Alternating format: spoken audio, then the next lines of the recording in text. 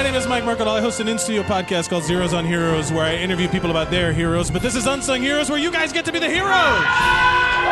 Very good. Very good, all of you. Let's talk about it. Let's hope you maintain this level of energy to talk about your failures. Here we go. Ladies and gentlemen, this is Unsung Heroes Bomb Squad this evening. We are going to talk about, this is a podcast about sharing positive experiences, things you love and things you enjoy. But let's talk about what you love about the worst bomb you've ever had. Have you ever bombed in front of somebody, an audience, and tell us about that experience? The worst bomb you ever saw. Have you ever seen somebody bomb so hard that it is burned into your brain? And also, because it's a nerd movie thing, there's going to be the biggest box office flops of all time, the biggest box office bombs. I got a whole list, and we're going to talk about those. You can talk about whichever, if we need to. If you are with a need for something to talk about, then I will absolutely go to the list. We can go to the list as the backup. It's dark. Hey, okay. Let's talk about this real quick. Dark Phoenix, I saw it, and it's not as bad as people think it. Like, here's the thing. Everybody. All right. Here's the thing. Here's the thing about the Dark Phoenix. Half of those people don't want to be in that movie. All right. Like, you can totally tell. Half of those people, like Jennifer Lawrence, they might have just used like a cardboard cutout of her and just had like a hand puppet do the mouth part. It's bad. But there was cool shit in it, and it was fine, and it was on the heels of Days of Future Past, which wasn't that great. Like it had Apocalypse. Sorry, that's how bad Apocalypse was. Yeah, Apocalypse was way worse than Dark Phoenix. Yeah, the Dark Phoenix was fine. It was fine. I did not like Jessica Chastain's acting in that movie because I figure she was like trying to underplay it in a movie where everybody should have been just chewing scenery the whole time. You know what I mean? They all should have just been like eating it up. But James McAvoy was good. Everybody was great. It was fine. Michael Fassbender looking good as fucking like what is he? Gorilla Magneto? Like he's like Rambo. He's living out in the jungle or something. He's great. It was a lot of fun. And I think because of the internet, there's been a lot more of that. Like the second something isn't life changing, it becomes the worst thing that ever. There's the internet lives in hyperbole. You know? Yeah. It's not that bad, but boy did it bomb. Boy did it lose money. Holy shit! And we're yeah. There's a whole Rotten Tomatoes is not necessarily the metric to go by. There's some movies on there where I'm like, bullshit. This is better. Hackers is better than you say it is. Throwback to last week's episode. Go listen to us watch movie Hackers. But yeah, let's talk about that. Let's talk about bombs. And what do you say we got our first hero up on stage? Coming up first. We'll do this person. Ladies and gentlemen, round of applause for John David. Hello. Somebody, you're first up. No pressure. Hey, Mike, how you doing? Do not no. Thanks.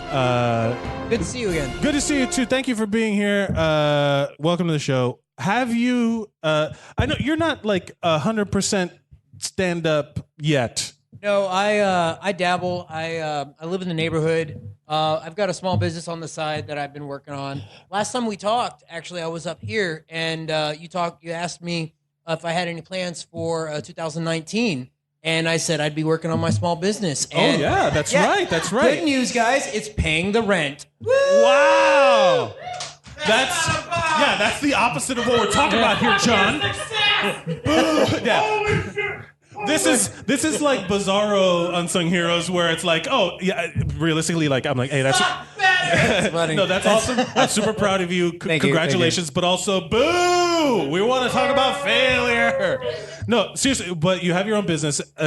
Have you had businesses before that failed? No, just actual work and then being fired. Oh, yeah. Right.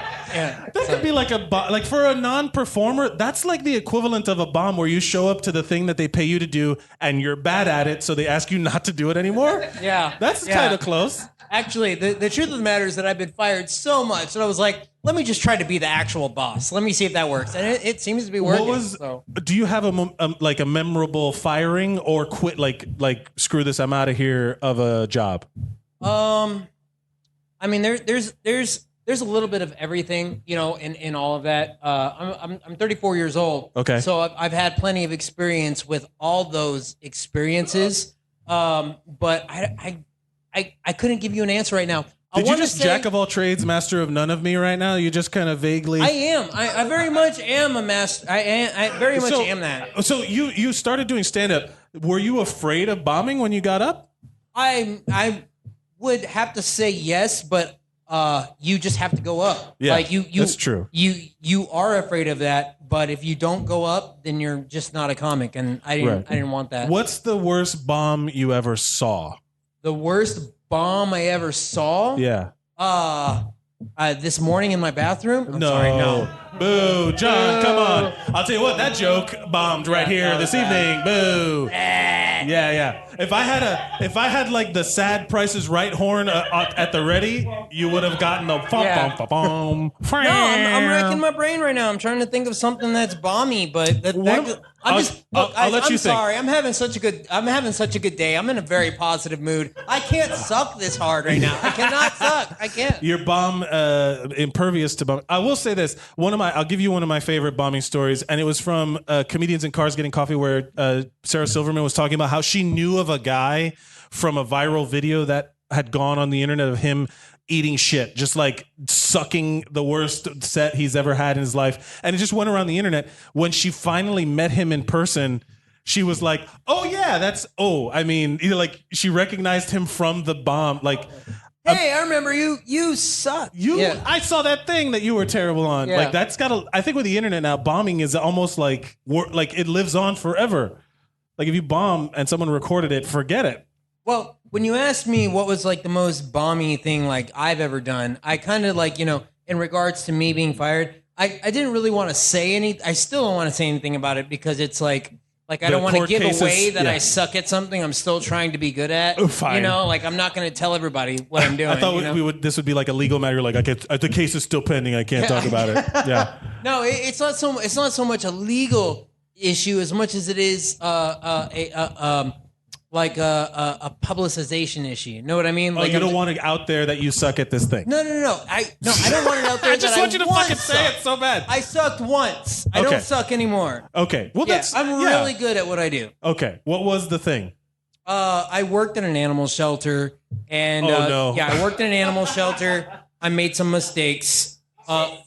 However, I now own my own small business, providing animal care.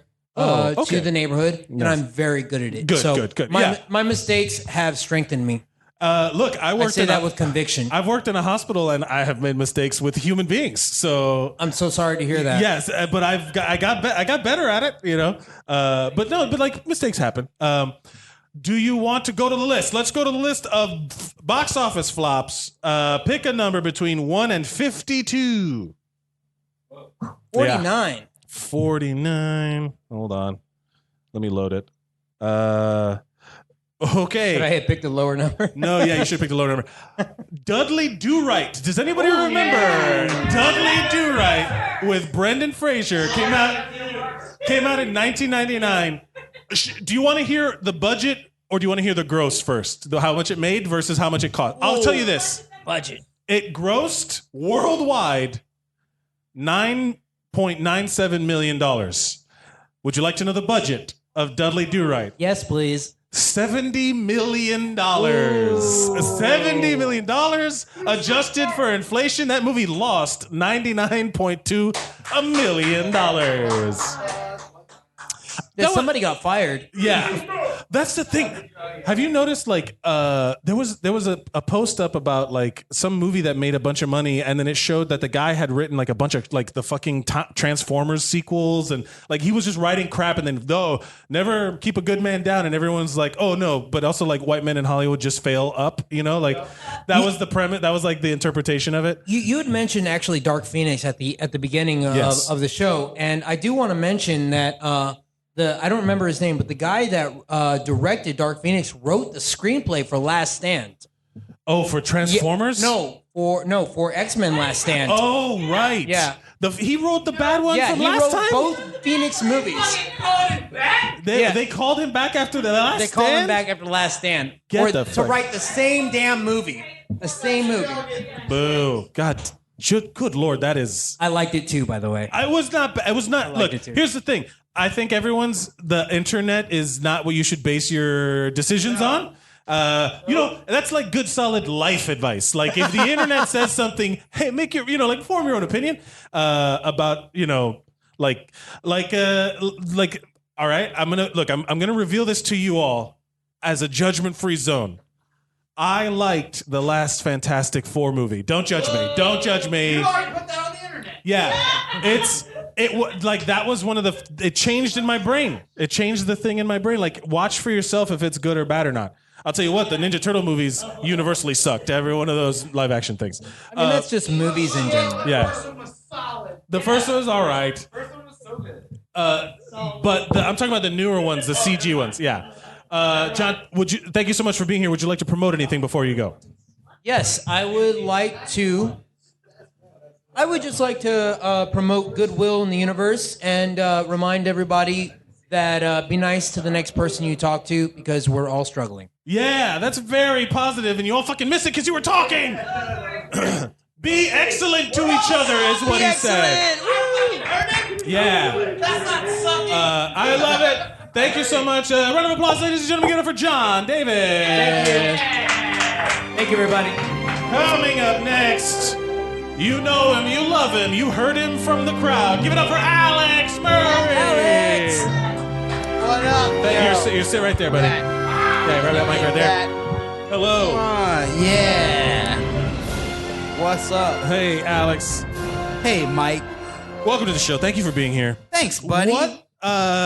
So we've been talking about, you know what, guys, I feel like I should say this. Let's promote the Creek in the Cave in Long Island City, Queens. The Creek in the Cave is where wonderful. We record every Thursday at 8 p.m. I didn't do it up top. I forgot. Very good here. What do you want to talk about? Your personal bombing story. I don't know, man. I've fucking failed like a bunch.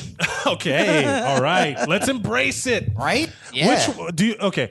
In terms of like the air quotes bomb, yeah. It has to, I would imagine that should fall under a performance of some kind. Sure. That you stood up in front of people and it did not go your way. Yeah, sure. So like we can talk about a couple different things. We can talk about a thing where I was like trying really hard and it did not go well. Okay. Or times where like I fucked it up through my own fuck-uppery. Or both. Whichever one is the better story, Alex. That's what we want is Let's content. start with the second one. I bullied my way into playing bass for a production of Hedwig and the Angry Inch in Nashville. Oh no. And it was good. It was one of those things where like, we were in Nashville. And Nashville at the time in like 2010 was ready for it.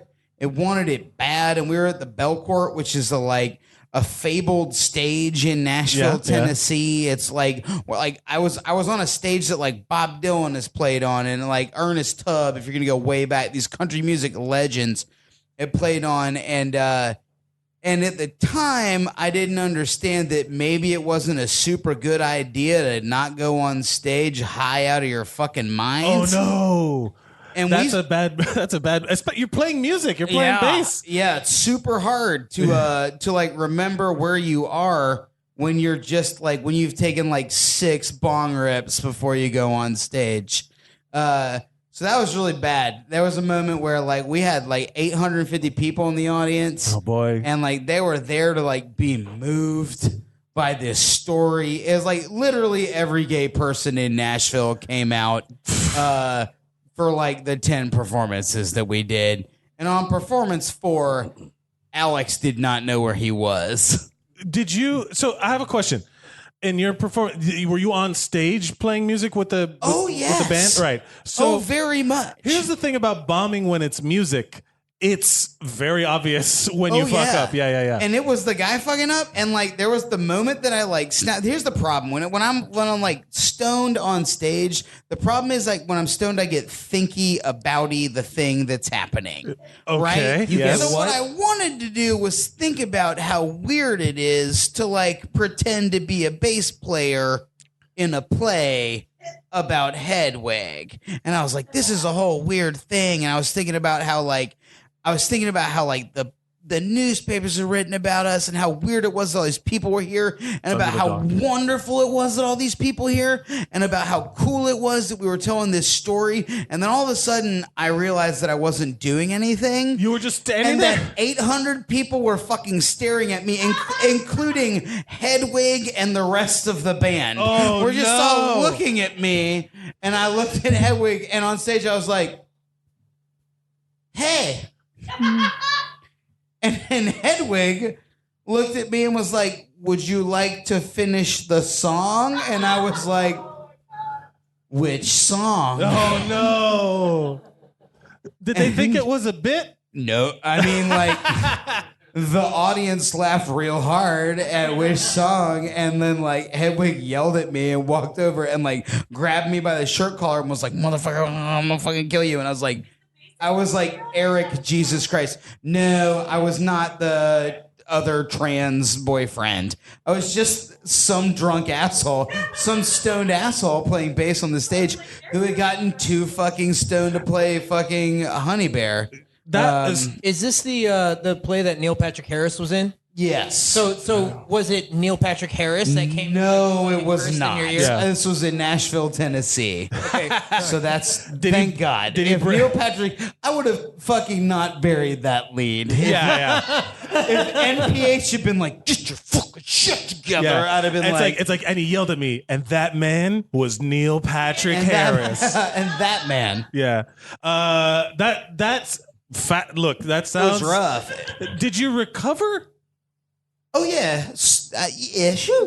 Yeah, that's a Yeah, I rough came one. back and like they yelled at me, but like I will say that like that theater company did not hire me anymore. I would hope after not, the run yes. of that show. I'm still friends with the director, and now he's in LA and he likes to give me shit about it. Because the rest of the run was like, I mean, epic. Awesome people fucking crying, everybody raising their hands and going nuts. Like it was very good. Wow. But that night was not. Yeah. I do think I remember being early in comedy, like very, very first mics that I was doing, and I would watch somebody get drunk before they got up there because they were nervous, right? And I think Aaron Kaplan might have been hosting a mic in here where I was so fucking drunk that I just couldn't. I got up and I was like, "Oh, what you guys, you know what you yeah. and you do?" And then I was like, "I quit. Where's next?" And I think Aaron was in the bathroom. And so there was this 2 minutes where I was just stuck up on the stage being like, "Hey! I'm too drunk to tell jokes! Get in here, tell the mic! Nobody knows who's next!" What's beautiful is Aaron is looking at me now like, I was so hammered. Yeah. I don't fucking know what you were doing. Alex Murray, would you like to go to the list of flops? Hells yeah, I want to go to the Let's list of talk flops. about it. Give me a number between 1 and 52. 52? Yeah. Way to eat shit, all 52 of y'all. This is how bad. 3, please. Three. Red Planet, that Val Kilmer Mars movie. Who saw it? You are one of the domestic gross ticket prices of $17.48 million. What the fuck movie are you talking about? Okay. I don't think I've ever I'll heard read the of Red description. I'll read the Planet. description. A futuristic sci-fi movie about astronauts stranded on Mars with a killer robot starring Val Kilmer. Not only did Red Planet bomb, it broke up a friendship. Kilmer and co-star Tom Sizemore Poor Tom. reportedly got into a fight. Apparently, Kilmer was angry that production had shipped Sizemore's elliptical machine to Australia where the movie was being filmed. I think That guy has Is bigger that problems fucking than an Fat elliptical Val? machine. Is that fucking Fat Kilmer phase? Are we in No. This is Chunky Moses Val Kilmer? No, this is good. This was peak Val Kilmer, and it was year 2000, I guess. And I love Val Kilmer, but So it made there was a Fat Moses Val Kilmer phase. I love Fat Val Kilmer. Oh no, that's on you. He had it then? Yes, that's why I said don't be mean about it. It's because he had throat cancer. I He saw had that throat movie cancer and it from- still sucked. Okay. The news there is that Tom Sizemore has friends. That's So it made $17.48 million. I love you, Val. Would you like to know Second how much best it made? Batman ever. How much fucking... Pay attention. How much money did it cost? How much money did it cost? $80 million. That's kind of cheap. How much? That's $80 million. not expensive. The loss adjusted for inflation is $93 million. Woof. Yeah. Woof. That's a bummer. That's Alex- a bummer for Red Planet. Thank you so much for being here. What would you like to promote before you go? I'd like to promote Blue Planet, which is very, very fucking good. One of my favorite things ever. And also, listen to Mystic Lasagna. Mystic Lasagna. It's a podcast in which I give friends and guests and listeners tarot-style readings using randomly generated Garfield comics. It makes sense if you listen. You have to listen to this. It Also, I've been reading a lot about ley lines. I'm trying to figure out what, like, Jim Davis has built fucking Paws Inc. to point to. Like, I'm slowly losing my mind as I blast mysticism literature into my brain. It's going to be a very fun journey. Please join us. all flavored by Garfield and Friends. Yep. And they can follow you at @RAlexMurray on Twitter. Ladies and gentlemen. On the things. On all the things. Give a round of applause for Alex Murray. Coming up next, your hero, the Suzannimal himself, Adam Suzanne!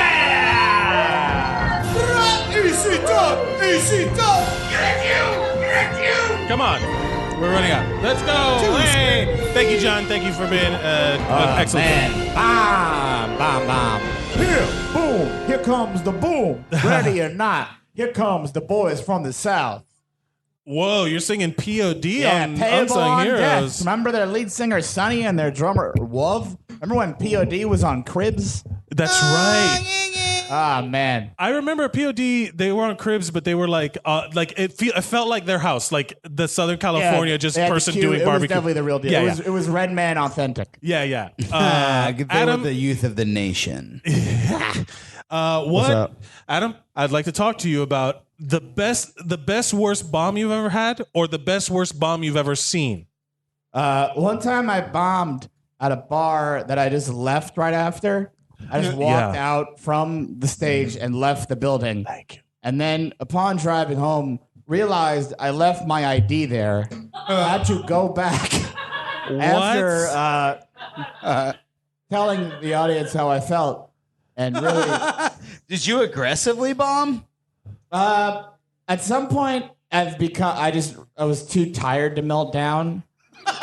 You know, but Oh, no. it was one of those where I was just like, I'm done. Like this is hopeless, and I had to go back and get my ID and get a lecture on how to do comedy from people. That is the worst. The only experience, like, I've bombed and left places before, and that's fine. You know, that didn't go well. That's like a Wednesday for most I'm of gonna us. leave. Yeah. Or you bomb at a mic and you're like, you gotta walk, but so bad that you have to like shake it off. I'm like walking. Or I didn't do it was like a good year and a half Oh wow, hiatus after that. that was it was bad. It forced But, you into early retirement. That It bomb. was just like I have a fundamental disconnect from other human beings. I cannot emotionally engage with them. I cannot do this. It was that bad. Wow. Yeah. It was like my world is wrong. it was like there's this is impossible. Lord. Like I could how many people could I make references to 90s Nickelodeon game shows and connect? Like it's impossible. People in the world who love Double Dare. Exactly. Like it's just I'm an island. Yeah, but I will say like that okay. Having to go back is bad, but also like when I used to host I would host occasionally the open mics at the Miami Improv, and it was one like I would never say it was somebody's first time until it was after their set, because then it would allow everyone to be forgiven for how bad it was. Oh, I have another bomb. He's never That done reminds this me of before. another bomb story where I'd bombed. This was actually the year and a half later, the next set I did. And I did a set, and it did not. It was bad, but I didn't melt it. It was just not funny. It wasn't exceptionally bad. But bad. then after that, what happened was the host goes, "Come on, guys, comedy's hard."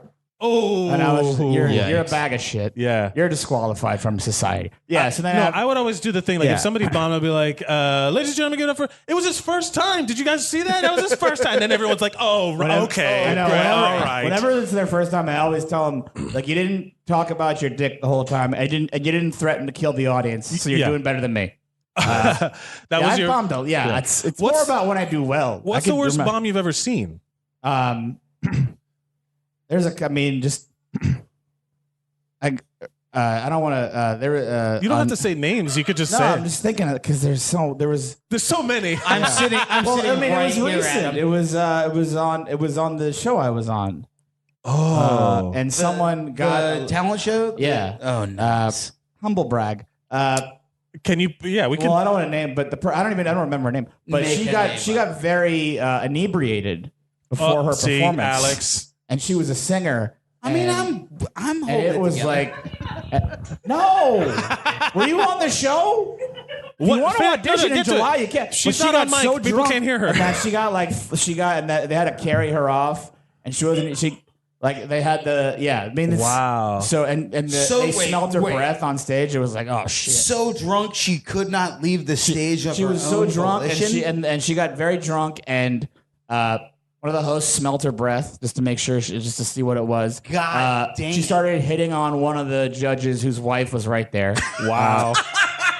It was like, and then I was just Her name was Megan or Tiffany. But wait, No, it was it was in Espanol. It would be. yeah, it was all in Spanish. And so Megan I don't or know Tiffany. But what happened? I'm just sitting there, just going like, well, I guess I'm not going to be the worst one tonight, so I'm feeling good tonight, baby. But real talk, everybody. Was she a good singer? When she wasn't hammered, she was good. Wow. But I think she just, I don't know what happened. But That's crazy. whenever I get drunk, I think I did really well. That's true. I'm always, whenever I'm drunk, I'm like, oh, that was great. And people go, no one was laughing. I was like, well, I was having a blast. I'll tell you, I would never drink before having to like do anything.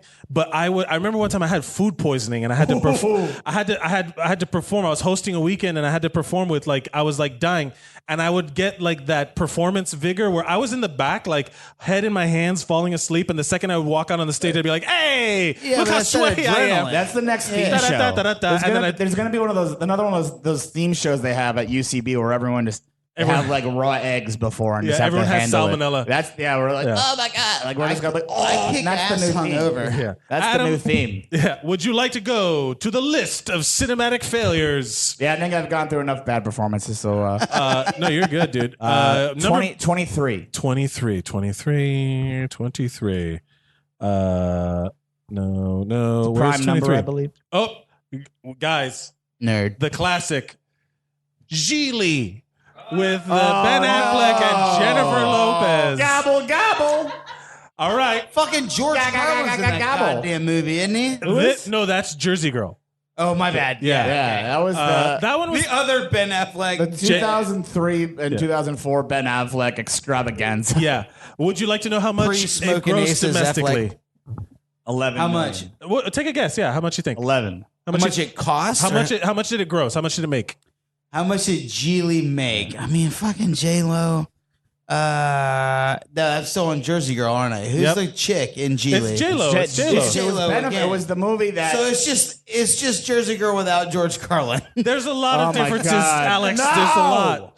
I'm gonna say 8.7 million. You were closer. Domestic gross was $6.1 million. shit. Holy shit! My sex tape would make more than that. No, it would not. I would pay $4 million to keep it from me. Yeah. What? Yeah, I would that's pay that's $4 how it million makes for the the profits. rights. What do And you then make think more money. the budget was? $100 million. Alex? I'm gonna say 24 million.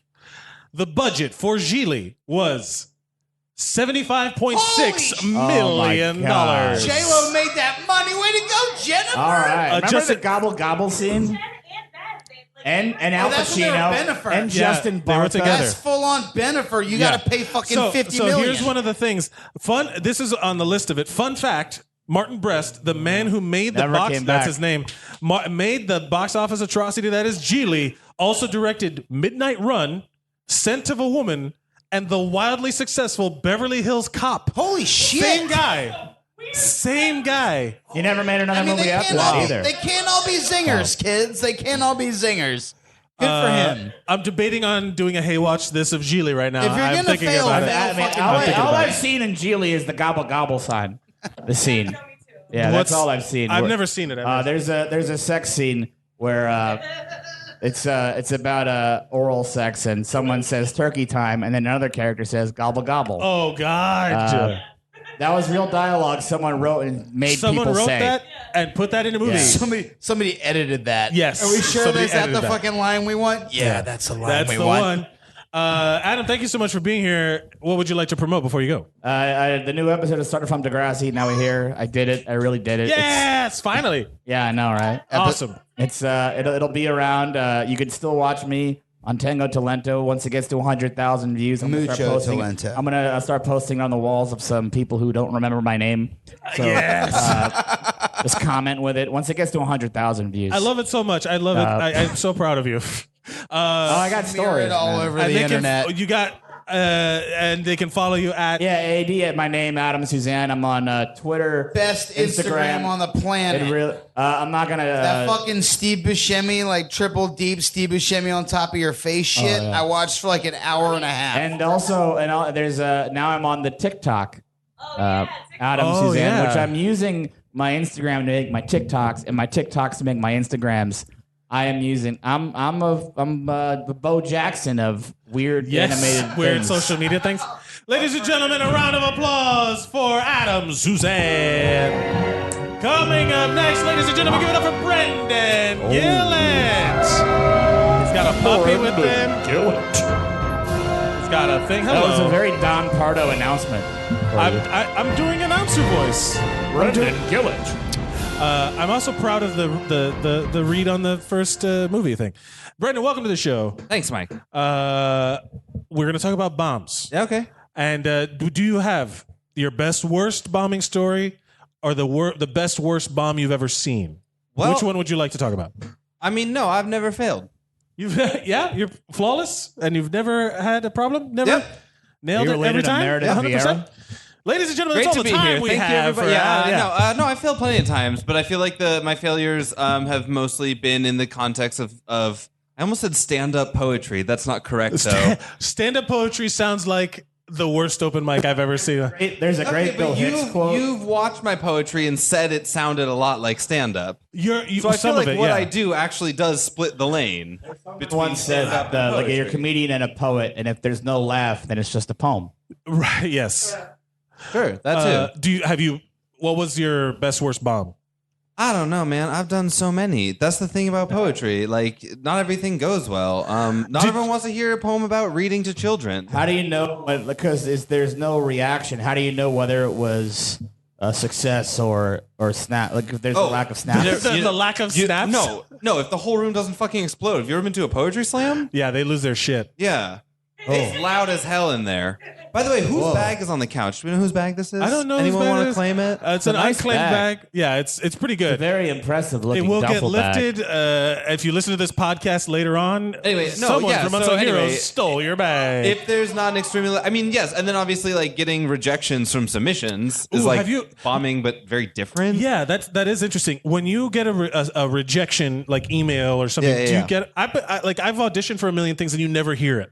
The rejection, you just get silence. You never get a call back or whatever. But for your stuff, do you get emails like saying no, thank you? For a literary submission to be printed, or to like say like, hey, book me as your poetry feature. Whichever. Well, I don't do the second one. So on the first one, yes, they do respond to you and they say like, unfortunately, this is not right for us at this time. Is that the polite way of saying it's not good, or genuinely like do you like It's take both. it as It's either. Sometimes they're just like, no, this is bad, and sometimes they're like, no, this is just not for us. Okay. You know. What's whatever. the worst bomb you've ever seen? The worst bomb I've ever seen is generally questions at Q&As at like Comic-Con and stuff. Those are great. Those yeah. are great. Good pull. I saw one time. It was a queer comics panel, and this guy wrote like autobiographical comics about his life as a gay man, and this dude gets up and is like, hey, I'm really sorry to hear about the passing of your partner and everything. You know, because I guess he'd written about it in the comic, and everyone, and he's like, oh, thank you so much. He goes, yeah. Oof. Anyway, what's it been like to get back out there and start dating again? That was the question. That was the To a guy, yeah. to a guy who had just written a book about losing his. No, I didn't read the comic. I think his partner had died, but like had died like months ago, not like years ago. You know? Yeah. Yeah, and maybe he was writing about getting back out on the dating scene, or maybe not. Either way, someone just felt very entitled to like probe this guy's life in front of everybody. How did the crowd react? I don't know. I mean, I went into a hole and died, so I cannot tell you. I cannot tell you what else happened in that room after you that. like you like after curl that up into a moment. ball. You can't hear All the anything. air left my body, and I just was like, that was the end. I've had those moments where you watch someone like the cringe is so hard that it sounds like when the bombs go off in Saving Private Ryan, where you just hear like echoes, where you're just like, oh no, Just a quiet ringing in your ear, and that's it. You just hear shit like your heartbeat in your ears, like, oh, I feel so bad for that person. Yeah, no, but like, I feel like a lot of times that like the worst thing about these Q&A bombs is the person doesn't know. They have that They lack of don't self-awareness. realize that what they just said is like the worst thing anyone's ever said. Oh, that mic is dead. I one time Die when I'm on this mic. No, it's like out, in Happens and out. every- It's in and out. maybe you suck the energy They just out don't of know it. how to hold it. John just walked out of the room, but John was here for this one. We also saw somebody at a Q&A. It was with a show creator, and he had recently gone through an accident or a medical treatment that left him paralyzed for the waist down. And they were like, it might be temporary, it might not, we don't know, but he's in a wheelchair and he's showing us for the first time. He's like revealing publicly, blah, blah, blah. And then this dude gets up and he was like, and I'm going to make jokes about this, but none of you can. The end, obviously. Wow. Yeah, Someone yeah, gets yeah. up and says he had more of a question than or more of a comment than a question. And he didn't is start that, more but of a he gets up and he just goes, I just want to say you're half the man you once were. What? No. Yeah. Okay. Hold John, on a second. You Hold were on a there. second. You saw this. Half the man you once were. You can back me up. This really. I I love figured it. you might tell that story, and I'm sorry for stealing it. I'm sure wait. you've seen a bomb that's different Yes. than that Hold before. on a second. Everybody, hold on. Yeah. I would like to know. That is a good one. Yeah. Please describe the aftermath of this statement. Well, the guy in question didn't really hear it. Oh, thank God. Every person in the room heard it, and like we all were just like, oh, the you inhale heard like of a air? collective, Yeah. just like everybody, Ooh, yeah. to see what would happen. And the two other people on the panel tried to rush him along, and then he said something. The guy who was directed at said something and was like, didn't hear it, and then was like, oh, I think this was a joke about me. And then just like burned the guy to the ground and like good. moved on. Good. Yeah. I would love it if like they pretended like I'm sorry, like your mic's not working. He's like, you're half the man. They have to like drag him away from the microphone. Because that man was already walking away very proud of himself. Yeah, that's like very yeah. much like, haha, fucking crushed That's it. the classic heckler move. That's some 4chan shit. Yeah. Yeah. That's someone who wanted. Yeah. No, but it's the heckler move. They shout something out from the dark and then they disappear into the shadows. And also think that they're so like Yeah. smart and funny and Yeah, like, like, I oh, nailed fucking it. got Like, that guy. haha, yeah. My favorite is when hecklers bomb. Like when there's like somebody who thinks they got a good heckle and everyone's going to be like, ooh, you got him. And then they shout something out and everyone's just like, what? And that was then there has to come like an explanation of the heckle. And I just let it happened to me one time. I'm remembering a very specific time where this guy was shouting and it was just like, no, man, roll with that. What did you say? And he Well, said, yeah, I get to do I was that like, a what lot. are you talking about? Because I'm a high school teacher, so kids Oh, are always yeah. saying shit, and then I can just turn it back on them and be like, "Sorry, what did you say?" Wait, and then when they have yeah. to like, when you put pressure on it, Hold on. No, turn the lights back on this yeah. guy. Put the lights on this one. I'm sure Yeah. no one gets traumatized at all from Yeah. any of this. from me doing that to them in high Yeah. school. No, they're gonna be very open. Well, I do think that at some point someone will be like, hey, stop saying smarmy shit all the time. You know, like, Enjoy it. Just don't. Yeah. I mean, it's not always about you. yeah. I'm learning that now. It's hard. Brendan, would What you? other bombs are we talking about? What? Bomb squads, bomb shells, thebomb.com. How broad are we going with this bomb theme? Movie bombs. Week. You gotta pick a number. If you can I make know it. we got to pick a number. Adam, I've been here the whole time. What I'm listening is- to the show. Yes, I we just can- want to know how broad the general bomb talk is. Like failures, All right, like just you know, failures like and if, like. But all right, if cool, you cool, want cool. to talk about like World I just War wanted to say II the or phrase something? I don't know. bomb.com into the mic. That was pretty much You just it. want to say the phrase bomb.com? All right, fine. How about I will Such a good credit phrase, you. right? I will credit you when I tag you in the thing, aka the bomb.com. I'm bomb.com. going to put it on there. Or like we're not talking about bomb is good. Like, yo, this is some bomb food. Oh, right. Yeah. You can But we're say not doing that. So let's go to the We're movie. not- Can we go to the movie list? You want to do the movie Yeah, list? Here we 47. go. The list of movie failures. 47. 47? Yes. Okay. That's another prime number. Okay. That's pretty good. Oh, this one hurts because I really like this one. Ooh, good. Tomorrowland. Did anybody see Oh, Brad- Tomorrowland with George Clooney? And it was like Brad Bird and it was like a Disney sci-fi. They tried to make a movie about Tomorrowland. Like That George Clooney and Britt Robertson. yeah. Yeah, I didn't know. This Yeah, was a yeah. big deal because can you guys guess the domestic gross of Tomorrowland? It came out in 2015. $10, 11. not million. Dollar. Just Yeah, dollars just one total. movie ticket. One person, yeah. This is going to sound good. It made $93 million. Oh no. Okay, But the the budget budget- was $240 Definitely at least million. That's just $200. domestic gross is At least 93.4. $200 million for that budget. The budget was $190 million. Oh my God. Loss. So adjusted for inflation, the loss was $163 million. It was not, again, not as bad as everyone said it was, but it just cost too much goddamn money. Yeah. Okay, but then why do people get to make movies that lose this much money and then get to do it again? A lot of these things are like insured, and then the companies, that just goes to show you how much these companies have. Yeah. Like Disney has, they could lose 93 or whatever, $163 million and still be like, we'll get them next time, kid. You know what I mean? Also, Like, what is it with movies with Mars that bomb? There feels like there's going to be at least 4 movies that have Mars. Because Mars, guys, we like all know. that Red Planet, Mars Needs Moms. Oh, wow. John Carter's Goes to Mars. I love John Toaster Carter. goes to Mars. Mission to Mars. John Carter is Mission good. to Mars. That's the one I was trying to think of. Yeah, John Carter was good. That movie was good, but they should have named it John Carter of Mars, like the fucking book, and they should have leaned into the But book then part. John Carpenter's Goes to Mars. Like every movie with Mars in the title just bombs. We just have a thing against Martians. Yeah, we do. Did Mars Attacks do any well? I don't know. It's not. We haven't hit the list yet. Yeah, cult classic. Yeah. What about? But Mike, are you taking? We're not I taking. feel like into I account- enjoyed it more. Everybody when chill, I saw chill, it. settle, We're settle, only settle. thinking about domestic bombing, right? Yes, we're only So talking. many movies like do poorly here and then just fucking kill in Yes, like China. that one right? did- Exactly. That's what they're aiming for. It did better worldwide, but the numbers sounded better when I would have announced No, it. I know. So Yeah, I yeah, skewed yeah. it for Yeah. domestic gross. No, I'm into talking about just domestic. But gross. also, a lot of these movies were before they would do worldwide releases. They would release it here and then release it somewhere else later. So the domestic box office is the initial impact. sure. And so I that's why I chose that. But that's what we got. Like, and right. it's a shame. That movie would have been so much better if they had just made it about the kid version of George Clooney and not like George Clooney old man. Like they should. I wanted to see the other half of that, the flashback. You know. I didn't see the movie. Brad Bird it's was like good. unstoppable. And then he had that 4-movie streak of Iron Giant, Yeah. Incredibles, Ratatouille, and the Mission Impossible one, the Ghost Protocol. Yeah. And then he was like, oh man. Then he did that one. And just Ghost kinda- Protocol is one of my. I love the It's Mission so Impossible. good. Unabashedly love the Yeah, Mission it's Impossible. so great, and it's like the 4th Mission Impossible movie. yeah. How could like? Brandon, thank you so much for being here.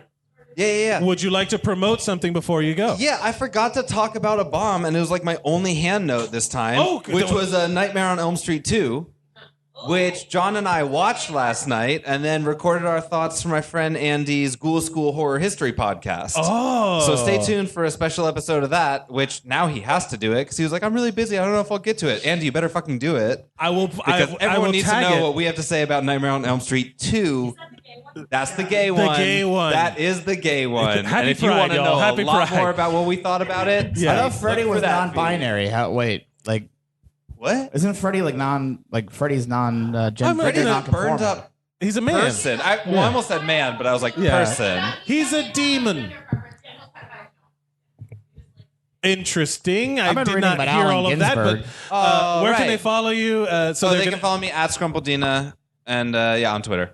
ladies and gentlemen, a round of applause for Brandon Gillis. Coming up next. You know what? I actually called him beforehand, but you weren't here. Ladies and gentlemen, give it up for John Smith. What's up, buddy? Hi. Hello. I was late at work. Good for It's very exciting. You got a job, and that's all that matters. Yeah. John, thank you for being here. We're going to talk about because you performed, and we're going to talk. I have performed. So you were your best worst bomb, or Okay. the best worst bomb you've ever seen. Okay, I mean, Have you ever failed, John? my life is just a series of failures. Riddled with it. But like, if we were to go like on stage, like failure, like, honestly, it just comes to like dead silence. It's not even like something. It's not even really so much I've said something that has made the room sour. It's just no one is fucking reacting. Yeah. And I once got heckled by a blender. That was that was the best. Yeah. I was in a bar, I was doing a show, and then I did a punchline. There was like a moment of silence, and you couldn't have timed it any better. All of a sudden there was a and everybody started laughing at the blender. The blender got a bigger laugh than my joke. I was very mad. My friends, this open mic stopped existing back in the years ago. They had this one out in Central PA, and it was in the basement of an Eagles lodge. Okay. Which is just like any of those like men's club kind of things that you see in like The Flintstones. I yeah, remember like the those. Flintstones and like Yeah. the honeymooners and stuff like that. It's Right, like that, yeah. but filled with rednecks. Ooh. Because it's in central Pennsylvania, and we so it was in an Eagles Lodge. It was an open mic there? It was an open mic in the basement. So Oh, like no. it was actually usually pretty cool, and it was like you go upstairs and it was just like the hardest of rednecks, and Right. you go downstairs and it's all people with piercings and tattoos, like spread it. Like it was just the basement was where we had it, and I feel like there's a lot of crossover with rednecks and piercings and tattoos. Maybe just tattoos. different type body modding. that No kind of thing. Confederate flag tattoos downstairs. Not that I'm Upstairs? aware of. Okay. Just the upstairs But like Confederate flag tattoos. it was a good crowd. So like even when unless you were saying something super racist, bombing still got you like awkward chuckles. Yeah, I do laugh at that. I enjoy a good bomb. I laugh at when someone's struggling. I think it's great, especially on stage. Cause There was one time where like literally nobody could win because they accidentally scheduled us at the same time as a woman's 30th birthday party. oh no, And it was those like are the worst. and there was children there. And like Was she in the basement too? yes, they were all in the basement. So like this was all just something that was happening. It was all something we were trying to deal with, but we Yeah. couldn't because there's fucking kids there. And like I don't know, when you have months of everybody, like years of everybody being able to say whatever the filthy fucking thing they have in their mind. Yeah. Like watching them try to like figure out how to Oh, that's like, great, too. make it clean, but then fail because they're just talking on autopilot. yeah, It's amazing. they slip and they throw it. Like all of a sudden, there's like a fuck or a cum in there, and then you're like, sorry, kids. Yeah. And like I feel like my worst bombs though have always been either like there's like job interviews and then just social Ooh, situations. the job interview about- bomb is an interesting bomb. Maybe you don't want your audition in high school for Fiddler on the Roof? Oh fuck, you're killing me. You This don't is have why to talk about this that is one. why I love when you guys are on together because you will bring back apparently a trauma. he fucking In straight up conclusion, called you it out. didn't go well. Yeah, no. This is like out of a movie. It's bad. So like Please, John, you have the floor. my school was so small that like if you applied for if you auditioned, you would get into the play. Sure. Because there's literally only like maybe 15 kids that audition, like it's that small. And I got up there, you had to like do a performance and you had to sing, and because it was always a musical. And I think it was Fiddler on the Roof that year. Yeah, it was. Uh-huh. And like I got up and I'm not a good singer. And I knew this. And also I was an insecure kid. And I get up on the stage to do the singing, and there's kids in the audience. There's like 3 of them. Oh no. Oh this. And they just start snickering at me before I even start singing. Oh no. And I'm just like, I'm sorry, I can't do this. And then I ran shamed off stage. No. I still got into the play. So But technically not a failure. But instead of playing Laser Wolf. Wolf, I was looking him for the Because I did play pronunciation, Laser Wolf in high school. Yep. which is a great role. But you. Yeah, it is. I was instead Jewish father number 3. Yeah. Round of applause. Yes, that's very good. Yeah. And then, because my grades were so bad, a week before the play, I was kicked out. Oh, for grades? Yeah, it was like the week of the play, and I got pulled from the thing. So our version of Fiddler on the Roof was without Jewish father number 3. How could they manage? He's a real pivotal character. Yeah. If you know the story. Oh, no. I had to do a Russian bottle dance and shit, where you had to like balance it on your head. We used wow. tape, Same. Oh, tricks. Yep. Same, the same in our trickery. production. but yeah. So Fuck, that's a good one. then there's like I've had interviews where like as I was walking out, my pants ripped down the complete out of my body. Are you a cartoon character, John? Yeah, pretty much. That's yes. the job interview bombs are one of the like because you know that your life could change with yeah. this new like your whole world could change. I've never had a Yeah, normal if you get interview. that job at the 7-Eleven, everything could be different. Man, you're gonna finally make it. My other worst like social bomb where I said like a joke and it just tanked the room real hard. I was at a party and it was like a friend's Christmas party and it was mostly people I didn't know and there was like 3 people there that I did know and the 2 of them were talking to each other and not paying attention to me or else they would have at least been able to understand what my sense of humor is and laugh. Okay. And somebody was talking about like relationships and blah, blah, blah, blah, blah, blah. And this is me, like I'm at my heaviest at this point. all Sure, this other stuff. Insecurities. Yeah, yeah. And somebody asks me about like, oh, are you starting to date or something like that? I was just like, no, I'm just going to die alone. That's my plan.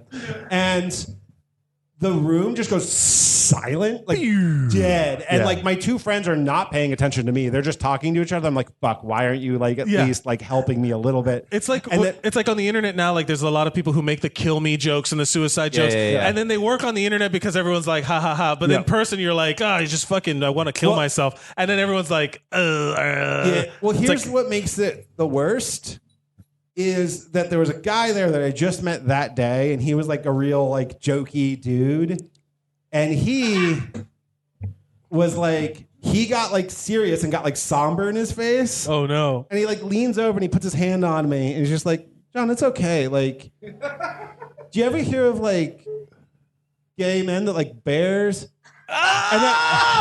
What? And then I'm like, yeah. And he goes, I'm sure there's women that are like that too. Oh no! And I was just like, thanks. And then I just wanted to die for Yeah, the rest yeah. of the party. Can I die alone right now? Because that Heard would be this great. story. Wow! And now here we are. What a twist. Yeah, yeah. You guys want to talk about a movie that bombed instead?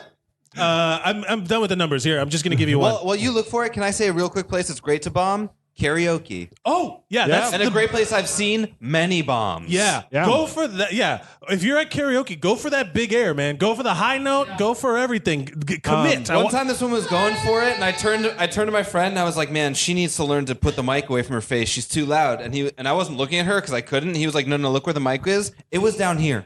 And she was screaming. Yeah. She did not have the mic anywhere close to her face. There's I nothing. came in after this and she was intense. Yeah. My thing with karaoke, and I love it, and I like when people really enjoy themselves.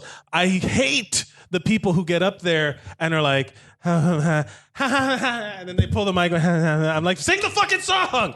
Yeah, like perform. Yeah. But You go with like Alex Murray, and then he's just like, like just killing it and Yeah. making everybody look bad. yeah. Did he crush it at karaoke? Oh, Embarrass yes, people? 100%. We got to Him do it and Meredith. for my birthday. We're gonna do it. We'll talk about it after the show. Hell yeah. But first, let's talk about Great birthday. another big bomb. I will say John Carter Mars. I will also back up that movie. That movie's great. But not this one. Jupiter Ascending. Jupiter Ascending. Channing Tatum and Mila disagree. Kunis. That movie's one. kind of amazing. It is. It was a huge. I have not seen it. It's a huge bomb. Would you like to guess how much it made domestically? This is 2015 numbers. Sure. 16 million. Okay. What's your guess?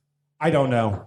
Okay. You just said, he said, would you like to guess? You said, sure, and then gave no guesses. Yeah. You guessed for us. Yeah. No, it was each of us guess. No, I don't know. See, the thing is, I have I'm terrible at the Price is Yeah. Right. I am never going to be able to guess anything accurately. Okay, I'll give you this. Is it higher or lower than what I did you know say? what my art is worth. Nothing. Yeah. Oh, boo. Boo. Boo. They're booing your What? art. Yeah. We're booing. Yes. They're not- Boo! I only get stronger. What do you. What?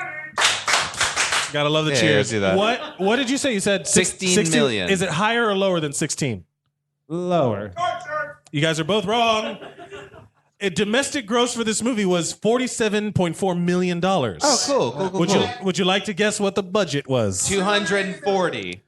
Well, I said I'm going to last stop time. having you guys guess on the budget because you highball it. And it was $176 million for Jupiter Ascending. That Less than Jiggly? the loss of, I think so, loss adjusted for inflation was $130.5 million. Yep. And you're saying that movie's good? It's not bad. It's a weird movie. It's worth seeing. It's Yes, with the Wachowskis. it's the Wachowskis. My one friend once described it is of like, oh, if The Fifth Element was made by women, and Interesting. Okay. and it's a very Alex is laughing because he knows it's right. Channing Tatum has rocket rollerblades in it. Like sky rollerblades because I know he flies. I saw it in the Like trailer. Jet Set Radio Future rollerblades? He is a dog man also. There's also a scene where bees react to Mila Kunis. Is that who's in it? Yeah. Mila Kunis because they can tell she's a queen. And Eddie Redmayne. Wait. Like Eddie- like a queen of a planet or just like a queen? Yeah. She's a Yes. queen. Like but she's the queen.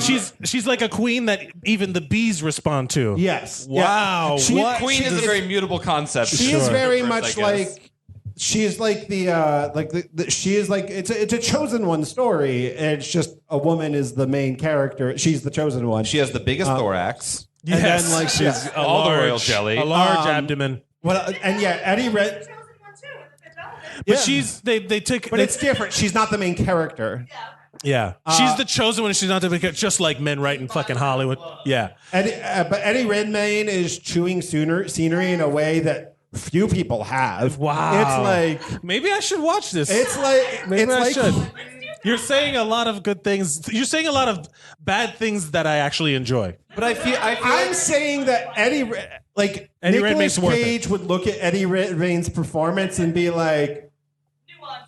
yes, like maybe tone it down some. Wow. Yeah, like it's I'm for it. I'm understanding though why this movie bombed because it's such a like niche thing. It Yeah. seems like it's very specific, and if you're into it, you're into it. But it is not big budget, Right. mass appeal stuff. honestly, I'm here for anything the Wachowskis are doing Yeah, because yeah. like whatever they're doing, it has a perspective that Yeah.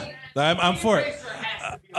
Speed It's- Racer's I haven't dope. gotten down to the bottom of the list yet, so we'll see. What would you John? Thank you so much for being here. Thank you. What would you like to promote before you go?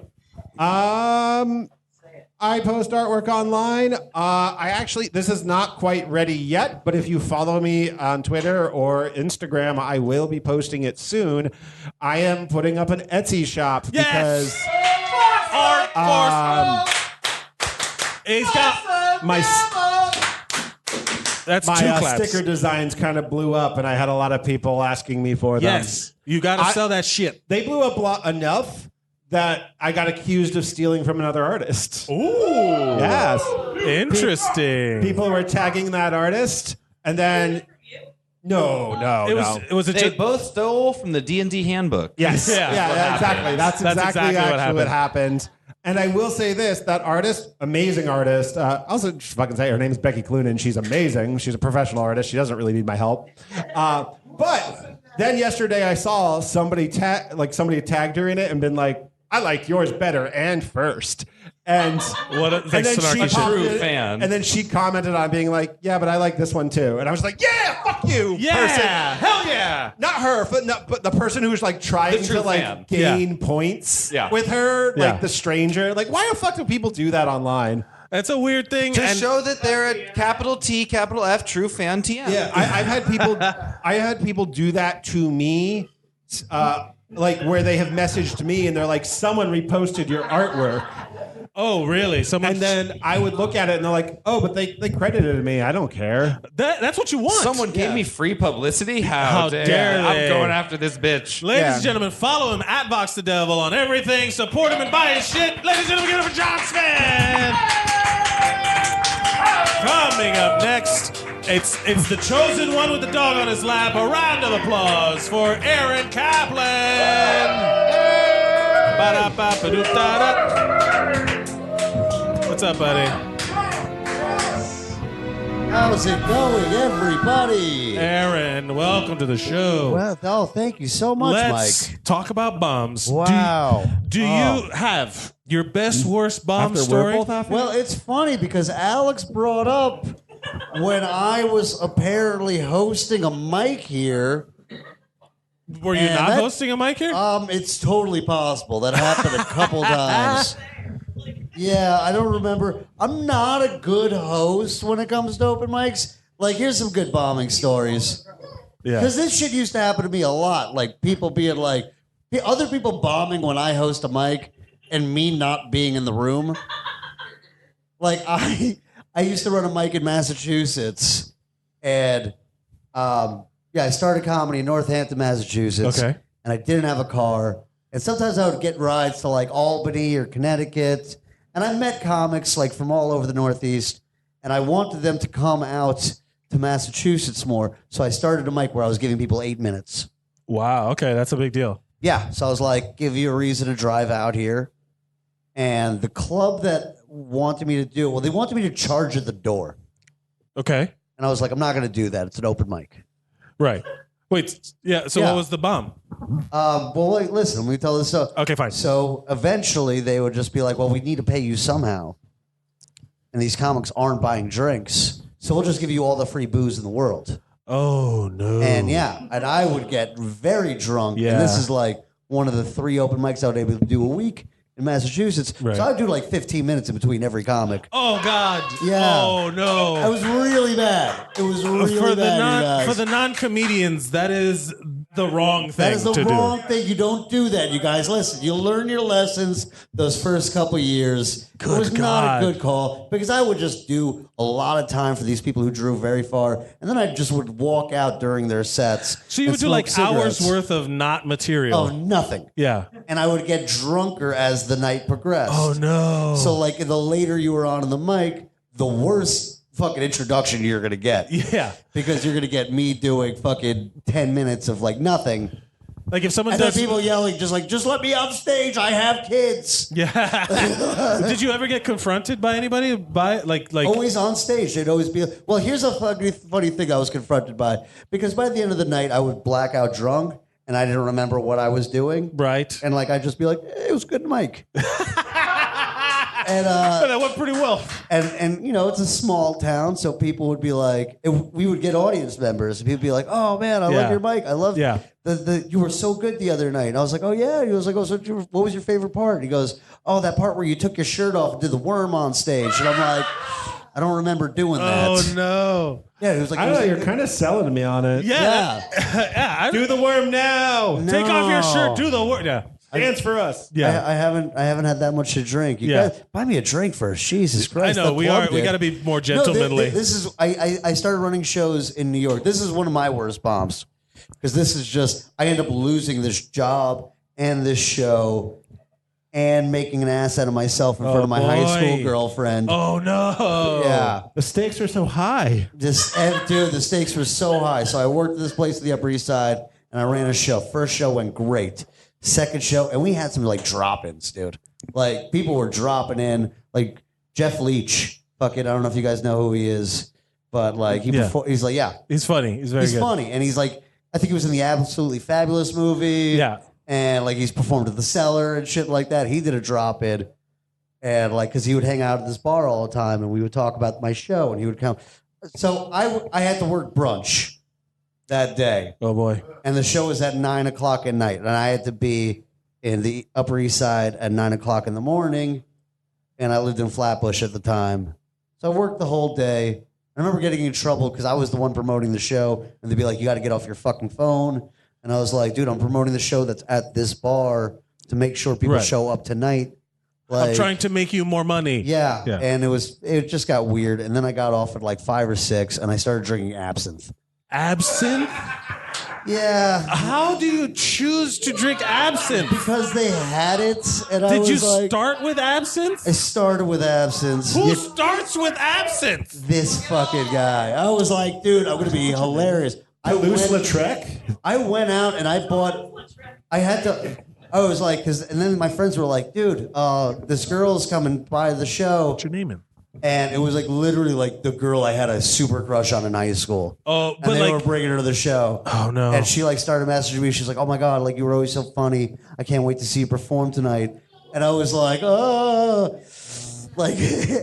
So I was like, "Oh man, no. Maybe I'll get drunk and I'll get fucking loose and yeah." And I went and I was like, "I got to buy new underwear." And I bought new. I was already drunk. And I went to the Gap and I bought underwear without dick holes in them.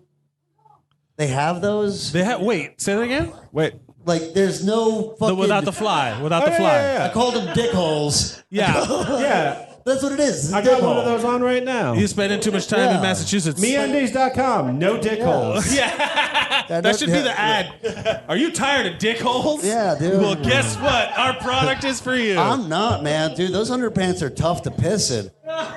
You got to like take your whole pants off, like you're like that weird kid in elementary school. That's when. I don't think I've had this problem, but apparently you bomb in the bathroom as well. I bombed everywhere that night, dude. Aaron. I did 5 minutes on how to pronounce Mario. Oh God.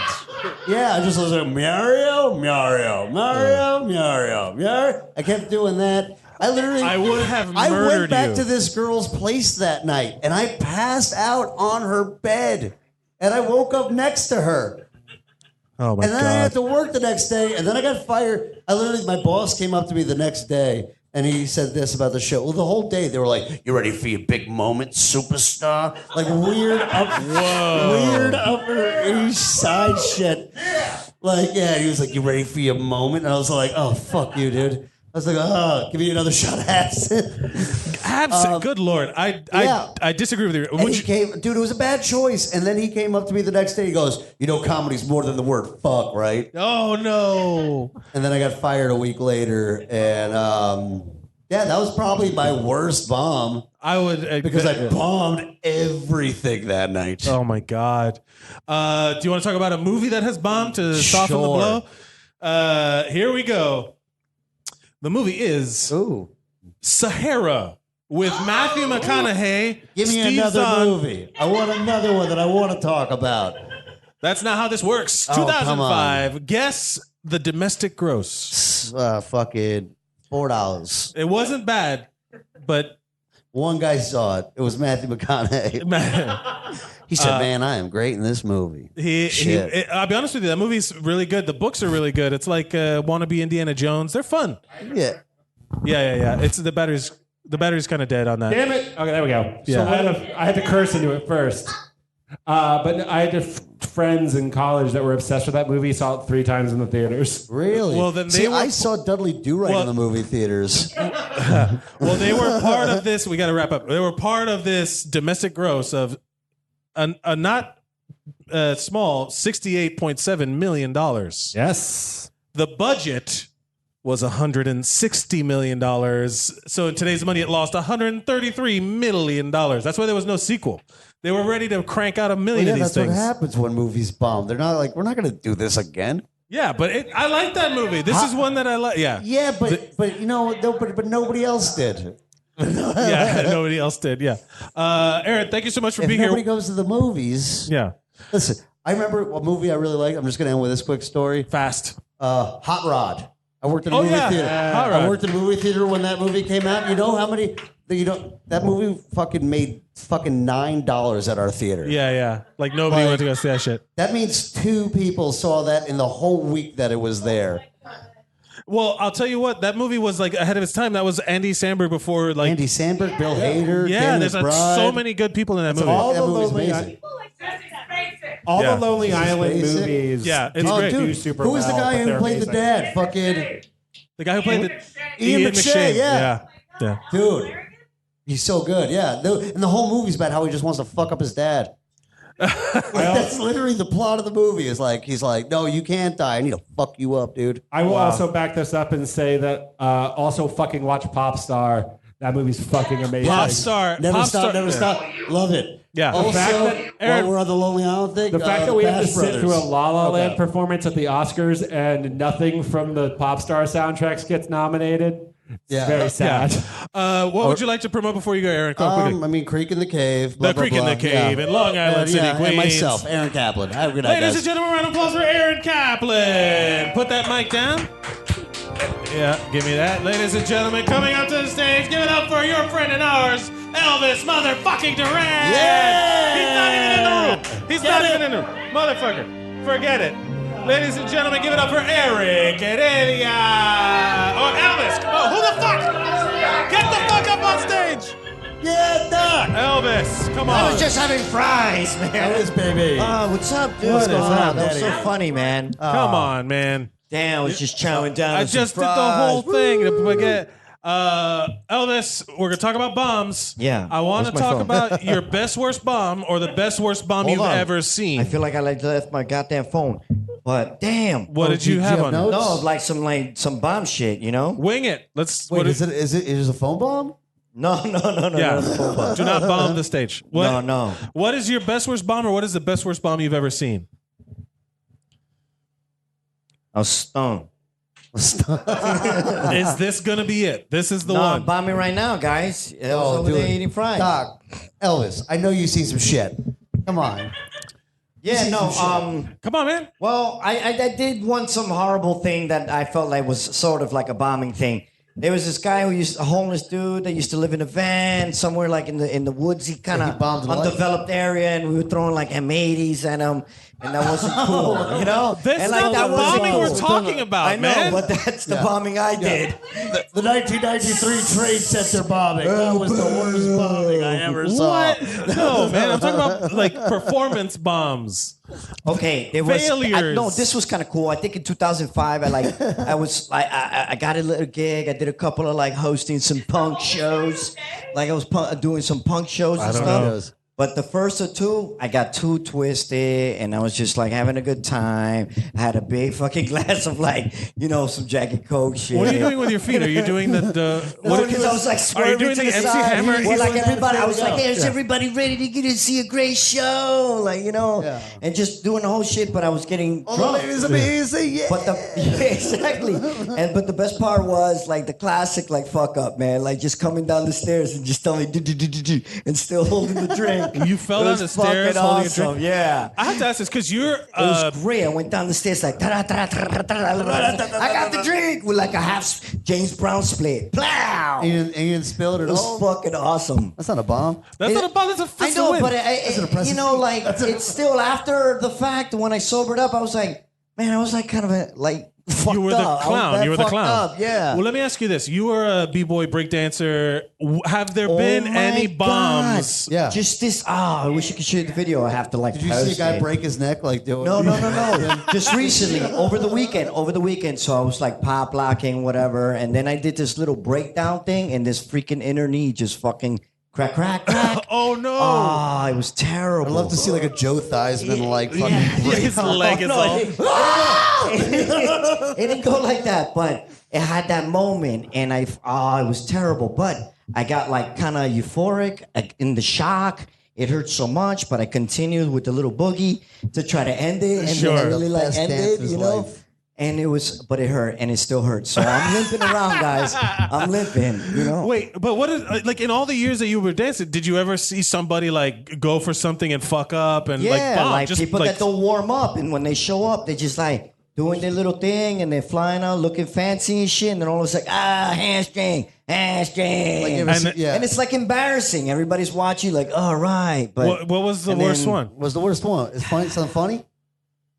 Nah, more embarrassing. It's always embarrassing when that But shit embarrassing happens. things for other people is funny. Yeah, Yeah. watching some The people only one I embarrass just themselves. saw, like, again, recently, my injury and the fucking injury of another friend that, like, just did some heel toe shit, and that's it. That's how he got I always fucked thought, up. like, if I saw somebody And it was try so to do a- basic. if I saw someone try to do a split and they landed right on their nuts, and they were just like, "Ah!" Oh, as a matter of fact, I tried to do it like a rail, like when I was like sort of like inline skating, whatever. Aggressive inline, rollerblades, I baby. totally like try to hit up Way a to rail. go, hackers! Yeah. Hackers, call back with the whatever. rollerblades.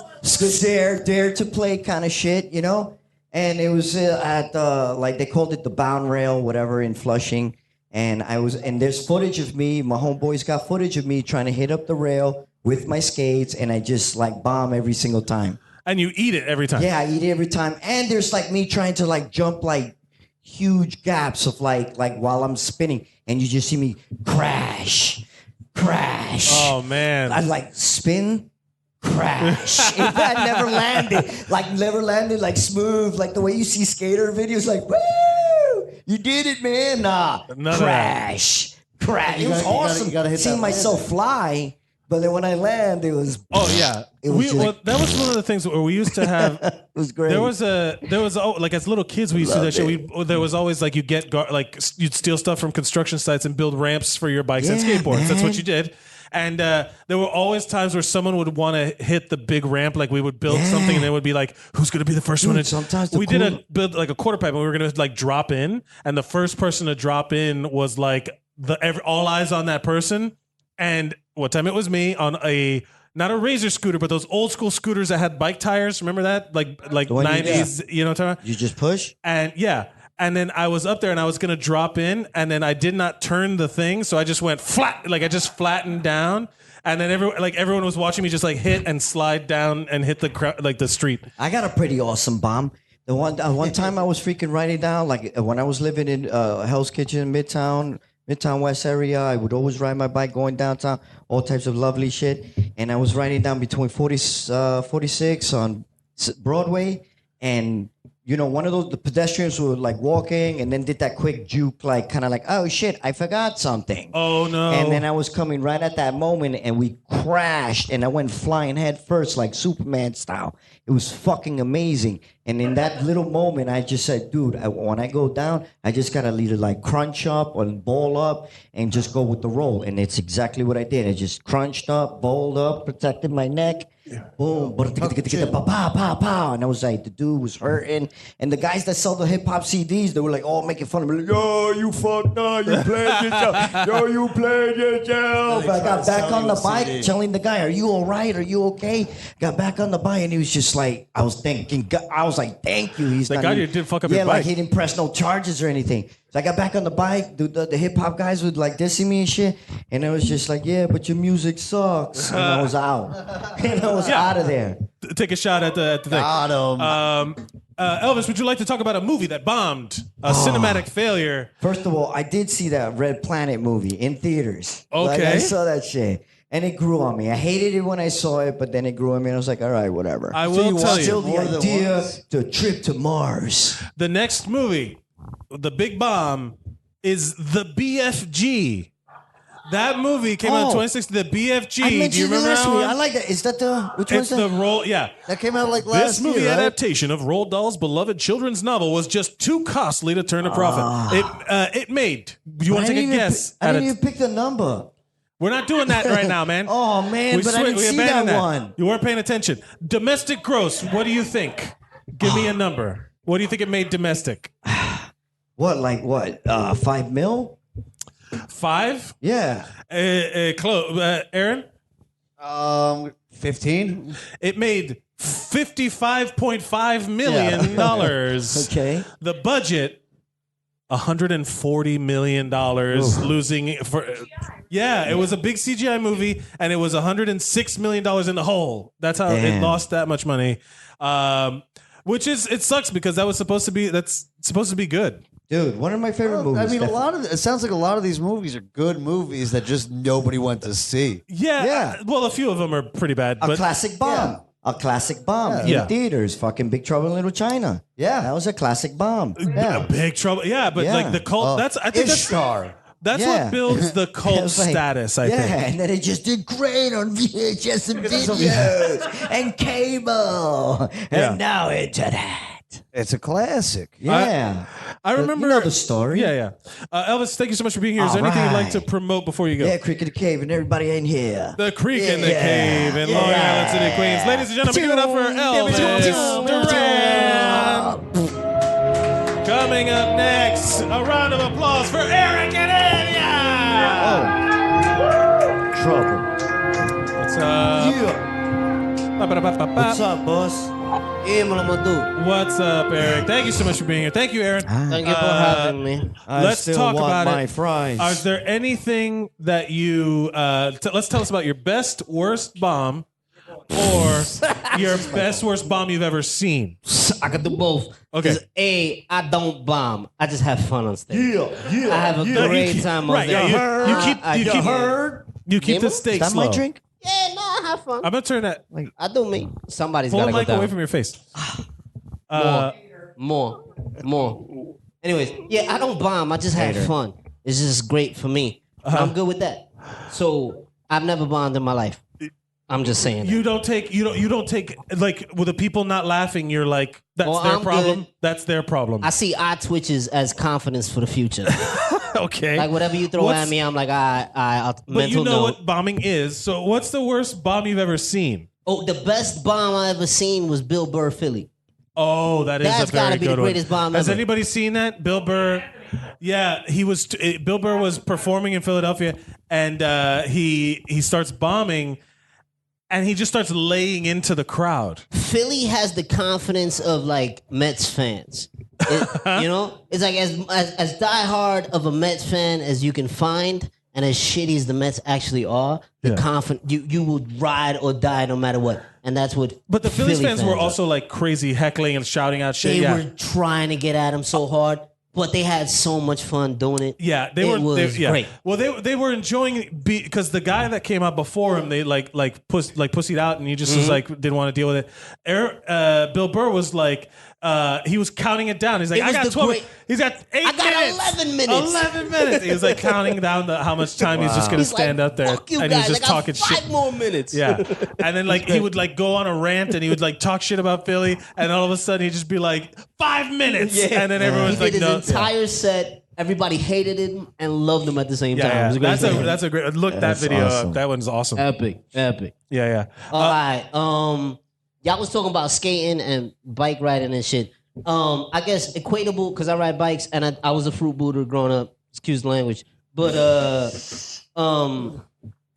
Mike hates that It's shit. no, it's just so funny. I get it. Yeah. Sorry, it's just Go ahead. we get it. So have you ever been doored Oh, riding bikes? Yeah, on my skateboard. That when I was at Miami it's Beach, the yeah. fucking worst. I was riding down Broadway from Uptown New York. Okay. Ortiz Funeral Home on Broadway. This is like super 180. inside baseball I don't for New care. York. Look it up. Google it. Google Ortiz Funeral Home. It is all uphill. I could have been going maybe like 2.4 miles an hour at the most. it's uphill. Uphill. Okay. And I ate that fucking door. It was the hardest thing in the fucking world. Someone did it. So was it? Did the door? Did you like? Okay. Was I it the obviously front of the saw door or everything the in inside part of the? slow-mo. Yeah. Was it the front of the door or the inside of the door? Like, what were you going with the car? You know what I'm talking about? I counted his change. It was the inside of the door. That. I saw it open. I just kept pedaling and I fucking ate it, dude. yeah. And they were literally right outside the Ortiz Funeral Home, going into the Ortiz Funeral Home. Into a funeral. Because a family member had just passed. So then it became one of those like weird, like, what the I'm sorry, man. Yeah. I should have been riding slower, Yeah. I guess, or been more vigilant. Yeah, that would happen. That would happen sometimes on the beach. Where I remember one time I saw a guy open his door and then get hit by another car, like in movie style, like Just not, fucking take but the not door. hard and not fast enough that it blows the door off. But like literally, it just folded the door back, and you just saw the guy in the car like recoiling, and it was just one of those moments where, like a couple other people like were around, but they didn't see exactly. I was watching it as it happened. People heard the noise and then looked and saw what happened. It's like a lurch, like Yeah, but I was watching it as it went down, and there was another guy like standing right like in line of sight with me, and we both made eye contact, and we just were like, there was like a pause, like a solid 2 seconds, and then we both just started dying laughing, and then I felt bad for the guy, but it was Bonded just, for life. it was like a fucking movie. It was great. That's how you make friends. Eric, would you like to talk about a movie that failed? Is Medicine Man on that shit? Medicine Man. Because that was the worst Does movie. everybody know Medicine Man? Sean Connery and Lorraine Bracco. I saw I that love that shit movie. in Spanish in DR. Really? Yeah. Well, some of it. I fell asleep. It was the worst thing I ever seen in my life. I like that movie actually. With the Not in Spanish, dubbed at a yeah, fucking theater. no, you need Sean Connery. Sean Connery. Right? Yeah. What does Sean Connery sound like? It's dubbed in Spanish. I wish I was awake to Oh find man. out. Oh, man. Now I gotta watch that. That Now I would gotta be- watch that. Yo, I fell Interesting. asleep so fast. Dude, but no, I still gotta watch that. It was nuts. All right, your movie, Dímelo. The Postman, That's the one. Oh, the Kevin man. Costner, 1997 Yeah. Kevin Costner. Would you like to take a guess how much it grossed domestically? Kinda. It grows This is 97. 57. 57 million? I'm going with 57. 57 million. Yeah. Elvis, higher or lower? 25. Okay. That movie grossed $17.6 million. Wow, I was shot by a on lot. a budget of $80 million, which in inflation numbers, these are 1997 numbers. Yeah. It lost $111 million. That's a good number. It's like, yeah, sure. But this was when Kevin Costner started making like 3-hour-long epic movies, and people were done with it. He'd already done like Dances with Wolves and Waterworld and shit. And He had everyone a was little too much confidence enough. at that time. Yeah. He was going a little crazy. Forget it.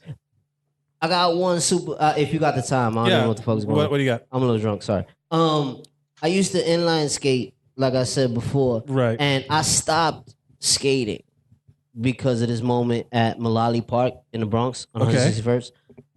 It was acquired by Camp Woodward at the time, so they like expanded they made the a big park skate and they park. made more Yeah, like BMX friendly inside. Sure. But they kept like the vert ramp and the minis and all that. There was this one little dude there. He was maybe like 8, 9 years old. Super dope. Super skilled for his Killing age. it, yeah. His mom would bring him. Fucking sweet. Yeah. He took the pipe one time and his skates clipped the coping. And it's something about seeing like an 8-year-old just fall face first from like 4 stories high. Yeah. That just kind of makes you like, be like, take the skates off. Wait, he fell? Was he okay in the Face end? first. No, it was nothing but just explosion. Oh. Yeah, and teeth left on. Oh. Yeah, it was nuts.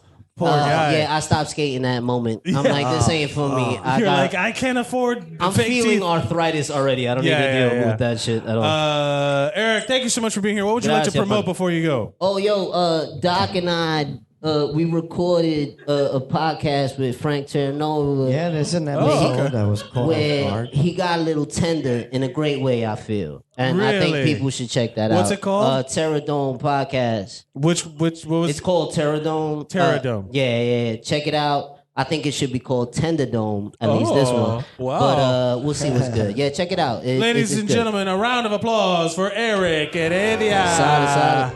Coming up next, ladies and gentlemen, give it up for Mara Soterio. Thank you, buddy. Hey, what's going on over here? What's happening? What's up, Mara? How are you? Thank you so much. Sorry, I did not mean to interrupt what you were eating. But it is your turn to talk my about your best, worst bombing story, the best, worst bomb you've ever seen. Which one you got for us? Well, I have a story about my grandma bombing, but I was a baby, so I didn't see it. Okay, but it's like a legend in your family now? That's Yes, the story legend that in my family. Please You felt share the with us. yeah. shockwave as a child. So I was a baby, and my uncle was graduating from college at the University of Massachusetts. Okay. And in the crowd, like all the college kids were like tossing around a beach ball and screaming because they're college kids, and it's like this big thing. And Also, and the speaker was a one of the first black archbishops of his particular religion. Okay. So then my grandma screaming at the kids playing at the beach ball, "You should be ashamed of yourselves." Oh no. So then the speaker takes the stage and gets into a whole 30-minute tirade about acceptance and so. Because your grandmother was yelling at college kids? Yes. And then And they my thought she was just super racist. And my grandma was just was like, yeah, this is perfect. Yeah. She didn't know she had anything to do with it. Oh, really? So she was just oblivious. She was just yelling at these punk kids. No. Yeah, she thought she. Oh yeah. Ball. Pass the ball. Yeah. Yeah. Wow. So like That's the legendary Bond in with front of my everybody. family. That's like a weird like accidental, like when you get caught in a situation that you did not plan to be in. Yeah. Yeah. Do you have any personal bombing stories? What's your best worst bomb? Let's see. Me teaching physics this semester. Oh shit! Did you was- build a bomb? Yes, I built a bomb. No. Okay, Technically. they hired me 2 weeks into the semester. Okay. I had to miss the first week of class because my background check hadn't cleared. I hadn't been hired. I show up like Yeah. and it was a reason. Anyway, so then and I signed the paperwork that morning, and then 2 hours later, I'm in front of the class teaching. Like out of nowhere, like just Yeah, hey. I mean, I have a degree. I'm not just like, oh, what the hell Yeah. is physics? Yeah. But It's you like they gotta pull- clear the paperwork yeah. to build the bomb. It's like they pulled you like I work at 7-Eleven, but now I teach physics. Yeah. Yeah. And I don't have access to any of the email addresses. I don't have Blackboard. The students are like, "What do we do?" I'm like, "The syllabus is on Blackboard." Yeah. Hey. You were like, were you just like vamping up there, like trying to figure out like, Well, the first few weeks I could figure like, okay, like I had they email me the material and I just kind of go over it, and I had to like, colleges are messes, so you'd like be like, "Oh, I don't have access to Blackboard." Okay, call these 3 people. Right. Call this guy to yell at this guy. it's a big mess. Yeah. And then, anyway, I held it together for 3 weeks, and then the 4th week we had a big exam. And and they gave me like 100 questions I had to know the answers to, and not all but I didn't have instructor access to Oh, Blackboard. No. It's like they took away the teachers. Remember the teachers edition book that had all the answers in the back? What's the point of being And yeah. I hadn't taught physics in like 5 years, so I was And you had to grade these people. No, I asked them, "Are there any questions?" Which was dumb. Yeah.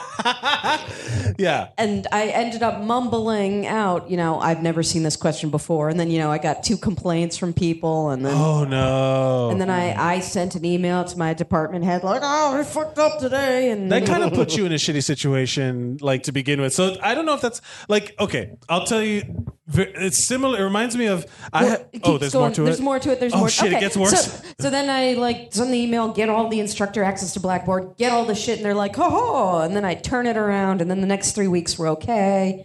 Then I caught the flu, fell apart, and then my second exam, I was like, "Oh God, I'm gonna fuck this up. I'm so anxious. I'm gonna try this CBD." Okay. Someone was all like, "Yeah, you could go to work on CBD. It'll just make you calm." So I did that whole thing. Any questions? And someone asked a question, and I was too. And does CBD work on anybody? No, it did not work on me. Alex loves that shit. It does not. It doesn't work on me. It makes me sleepy, but for some reason it worked that day.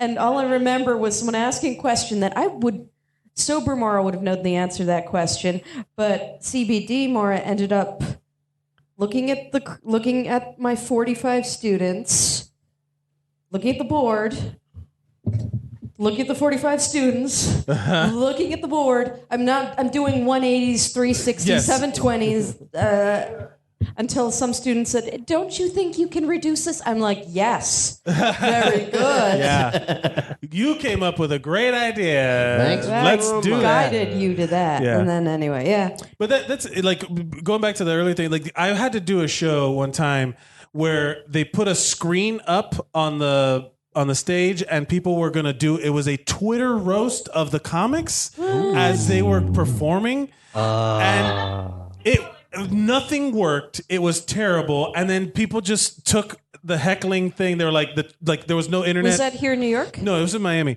And there was like, so nobody could get on the phones because the Wi-Fi just couldn't handle everyone being on it. That's what I was going to ask. I'm like, Yeah. I got Wi-Fi that fast? And it shut down. And then so like no one could get through. So they just started yelling out Oh no. heckles in tweet form. It was the worst. Hashtag whatever. It was the fucking worst. And then the girl in front of there was like right before me. And Will Watkins can attest to this. He was the host of that show. I'm going to ask him. The girl before me cried and walked off the stage. Wow. Will comes out, puts the screen up, turns off the thing, and was like, "All right, here's your next comedian, Mike Mercadal." And nothing. And I had to go out there and just kind of like a cold, like just kind of deal with the whole fucking thing. I ended up like One wing it. I ended up just like a barrage at this. There was a 60th birthday party. Oh, no. Lady was having her Florida. birthday party, and they were the ones that made the girl cry. Yes, congrats. And I had to lean into them because they made like somebody cry. Respect. And then they got very mad at me. And then after the show, they came up to me and were like, "You ruined my friend's birthday." Fuck off. Because I called them Sex and the City, the menopause edition. And they were not happy with that at all. to die. How dare That's a legit roast. Yeah, they were. It was bad, but it was like That was a solid. situation we put in. Mara, would you like to go to the list of cinematic failures? Let's go. Let's go. I'm gonna tell you which one's this one. No, this one sucks. On Mars. Which one? Dogs on Mars. I wonder if they're actually Cubans on Mars. everything's on Mars. Gangsters on Mars. I don't know what this one is. Thoughts I don't know, I on can pick Mars. this. Sofrito on Mars. Musicals on Mars. Oh, here we go. The Mars Volta on Here we go, here we go. Mars. The Adventures of Pluto Nash. On Mars.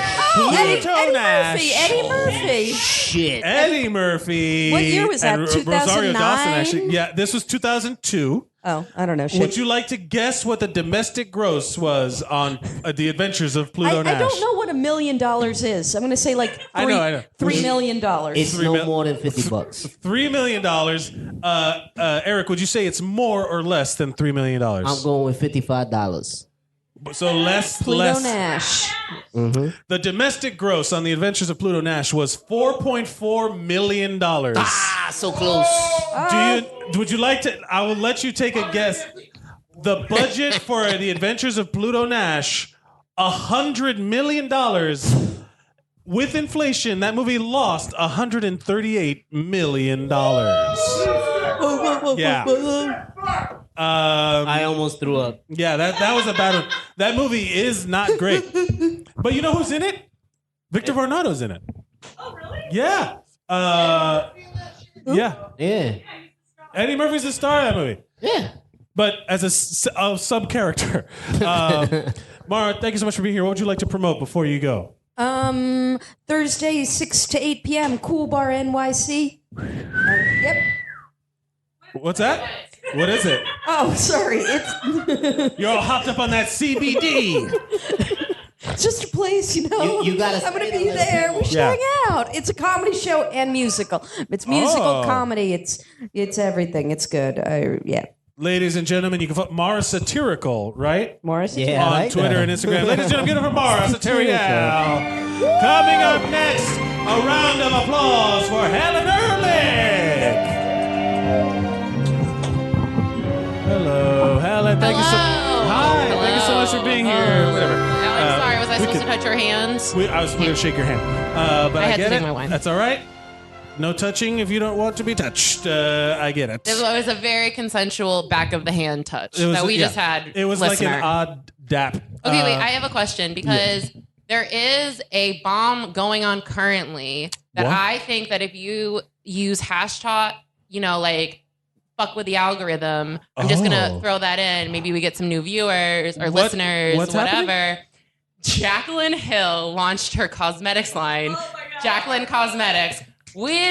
That is 5 years in coming. Jaclyn Hill is a YouTube beauty influencer. Yes, one of those. She is not a makeup artist. Also, these people are not respected by professional makeup artists, and they shouldn't be, because she launched a makeup line that is 5 years in the making, and it's expired. Like, it is. She sent moldy lipsticks to like super famous people. Like moldy lipsticks. It's been a week coming.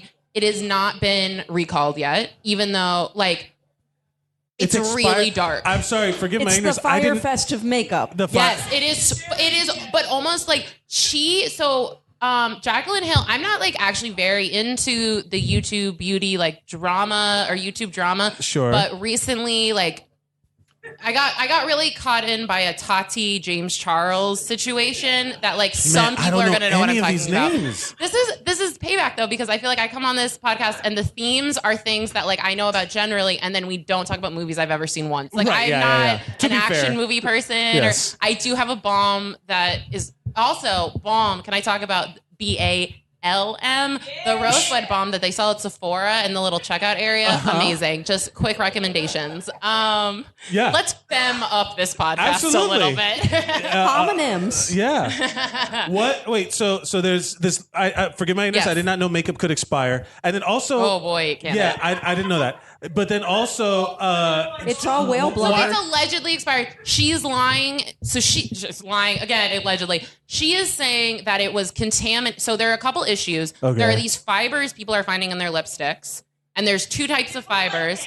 And some of them look like hair. Some of them, to me, look like mold fibers, like mold things. Yeah. And then there are also like mold, like little holes that are being found that, to me, again, look like mold holes. Right, like the but she is saying they're just air fermentation. bubbles from like the way it got mixed, and that the hairs that I again think are mold hairs are from gloves that they used for quality control. Hairy gloves. Hairy gloves. That sounds like. Who's ever heard of that? That sounds like the opposite of what is good. Sounds so bad. this is an ongoing situation. It's just hairy gloves. So you apparently think we now should- I'm into YouTube drama. I can't help it. I'm really addicted to watching the video. So you're saying that I should adjust the hashtags I use to promote this podcast? Yes, because this is happening. Well, I'm just saying that this is an ongoing situation that's causing a lot of drama right now. Like the YouTube drama channels are covering it. So just like, I'm sure there's a way to like play into the algorithm. Oh, for sure. Yeah. And I also have a fun TV bomb, a fun television bomb I wanted to talk about. Yeah. Called Emily's Reasons Why Not. Emily's Reasons Why Not. Emily's Reasons Why Not. It was a Heather Graham vehicle that premiered in January of 2006, and then it ended in January 2006 because one episode aired. ABC ordered this without ever seeing a script. They went into production, but they can't, like, literally, like, it was basically on the air, and they decided to cancel it before the first episode had ended. Whoa. They never aired another episode. They only ever made 6. And Heather Graham left her very successful, popular role on Scrubs, which was super successful at this time. Season 4 was. Do you remember Heather Graham? Yeah, I mean, clearly you do. I do. Clearly you do, because you This bring was her the up. year, But 2005, I guess, was the year I started watching network television. And so I started watching Scrubs as it was airing. She was on it, and she left to go do this show. Right. And it was very disappointing. I think her and JD, I mean, I know they ended up with Elliot. Also, in retrospect, that show is not, it is very homophobic. Like, oh boy, and transphobic. But really? Medically accurate. Very medically accurate. I it's work famous for that. I mean, the show is about 2 friends who are like almost gay, but they're like, haha, we're not gay. Yeah, there's a lot of like, wouldn't it be funny if we fucked? And like, oh my God, a man's calling another man a woman's name. But like, other than that, it's good. I take umbrage because that shit is happening in hospitals all the time. And I have friends. I have JD and Turk friendships that are close. You share emotions. I did love my dad is a doctor, the way JD was, and his best friend was a surgeon, the way Turk was. And like fully that like doctors are nerds and surgeons are jocks is 100% true. Yes. 100% true. By the way, orthopedic surgeons are the dumbest. They're carpenters of the body. That's what my doctor dad tells me. Yeah. Like I can identify strep throat and I can tell you about hospital drama. I was in the ER all the time. So ER doctors are either they're the cokeheads or the stoners of the medical and world. either way, they hate their patients. And I say that because every time I have ever been to the ER, it's never been like, I think that they only care when it's like very serious. Like they want to do interesting Yes, stuff. that's how And it so works. When you show up at the That's how it works. But If here's someone the comes thing: in with a heart when you're attack, a they patient, go first. When you're not you go first. When I'm saying like I once went to the ER because I was having a reaction to a medication, and Sure. they're very like, if you're having this type of reaction, go to the ER. Like Right. that's what is told. So I go, and just everyone treated me there like I was wasting their time, and I'm like, I'm paying a lot of. My parents are paying a lot of fucking money for me Yeah. to come here. Well- Just like, don't treat me like I'm wasting your time. Like, I'm sorry I'm not bleeding out, okay? Right. What do you want from me? Give me I will something say, to cut with. I don't know. As the sole spokesperson for emergency medicine here, no, what I was gonna say is everyone's personal emergency is the most urgent emergency for them, but the practice of emergency medicine is not to like let that dictate who gets help first. But I wasn't talking about who gets help first. I don't mind waiting. I'm talking about when I see the doctor. Right. I don't like that they make me feel like I'm wasting their time and I'm a fucking idiot. I wouldn't say that I you're also a have a fucking chronic idiot. health condition, so like Yeah. I'm have had so Fight. many bad Fight. experiences with Fight. doctors Yeah. that like if my dad wasn't a doctor, I would not like that. Right. No, I'm not saying that it's especially. Is this here in New York? No, this was in Florida. South Florida. Fight. Was it my hospital? Yeah, I used to. What hospital did you work at? I don't want to say into a I know, microphone I was right scared. now. Yeah. Is it the one that's right next to UM? No. Then Okay. no. All right. Yeah. No. Also, it's the hospital that's right next to the University of Miami. That University of Miami requires you go, like, they'll bring you there if you're too drunk on campus. So, like, and the people still act, I guess that's why, because they're like, fuck you, you're just another drunk college kid. I wasn't drunk. I was Diabetic? No. I was you know what I'm talking about, though. You know what I'm talking about, the fruity Yeah. odor? Yeah. No, it's true. That is actually Or like not when you wrong. smell like bread. Oh, that's Yeah. when you're catatonic. Well, look, the whole point of that exchange Yes. was to say that Scrubs is medically one of the most accurate shows, Absolutely. and socially on the show, it's like not. And can I explain fruity odor before like it sounds homophobic? No, do not. Do not explain it's what happens to diabetics when they go into Diabetics, they go into their thing and then they act drunk and they emit a fruity odor. Yeah.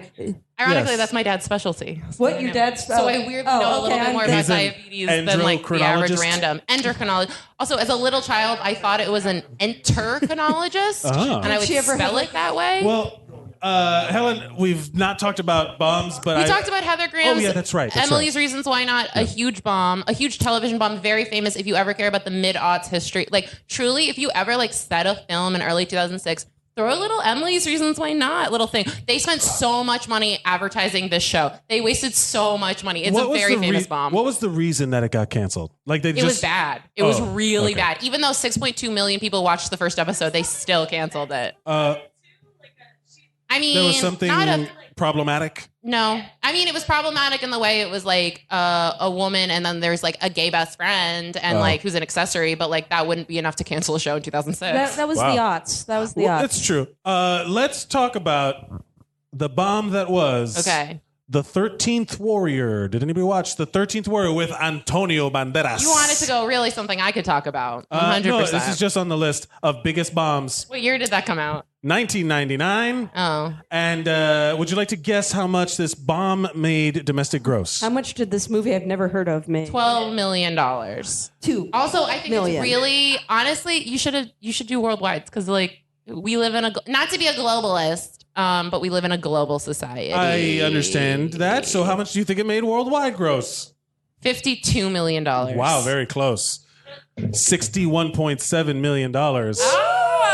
How much do you think the budget was? Ooh, a lot. Wait, it was 99? So Yes. I'll read you a little description. $190 million. No, The less than 13th that. Warrior was the worst movie of John McTiernan's career, which ended in a downward spiral. McTiernan, who directed Die Hard and Predator, would later serve 10 months in prison in 2013 for lying to the FBI and declaring bankruptcy. The 13th Warrior is based on Michael Crichton's book, The Eaters of the Dead, which I've read. It's very good, and is loosely based on the epic Beowulf. Where's Alex? He And would it's have Antonio jizzed in his pants. Banderas? Antonio Banderas. It's all about, it's actually a great movie. I really Isn't like Beowulf like Vikings? it. Yep. Okay, that's fine. That's fine. So out of $61.7 million worldwide, that movie cost to make $160 million.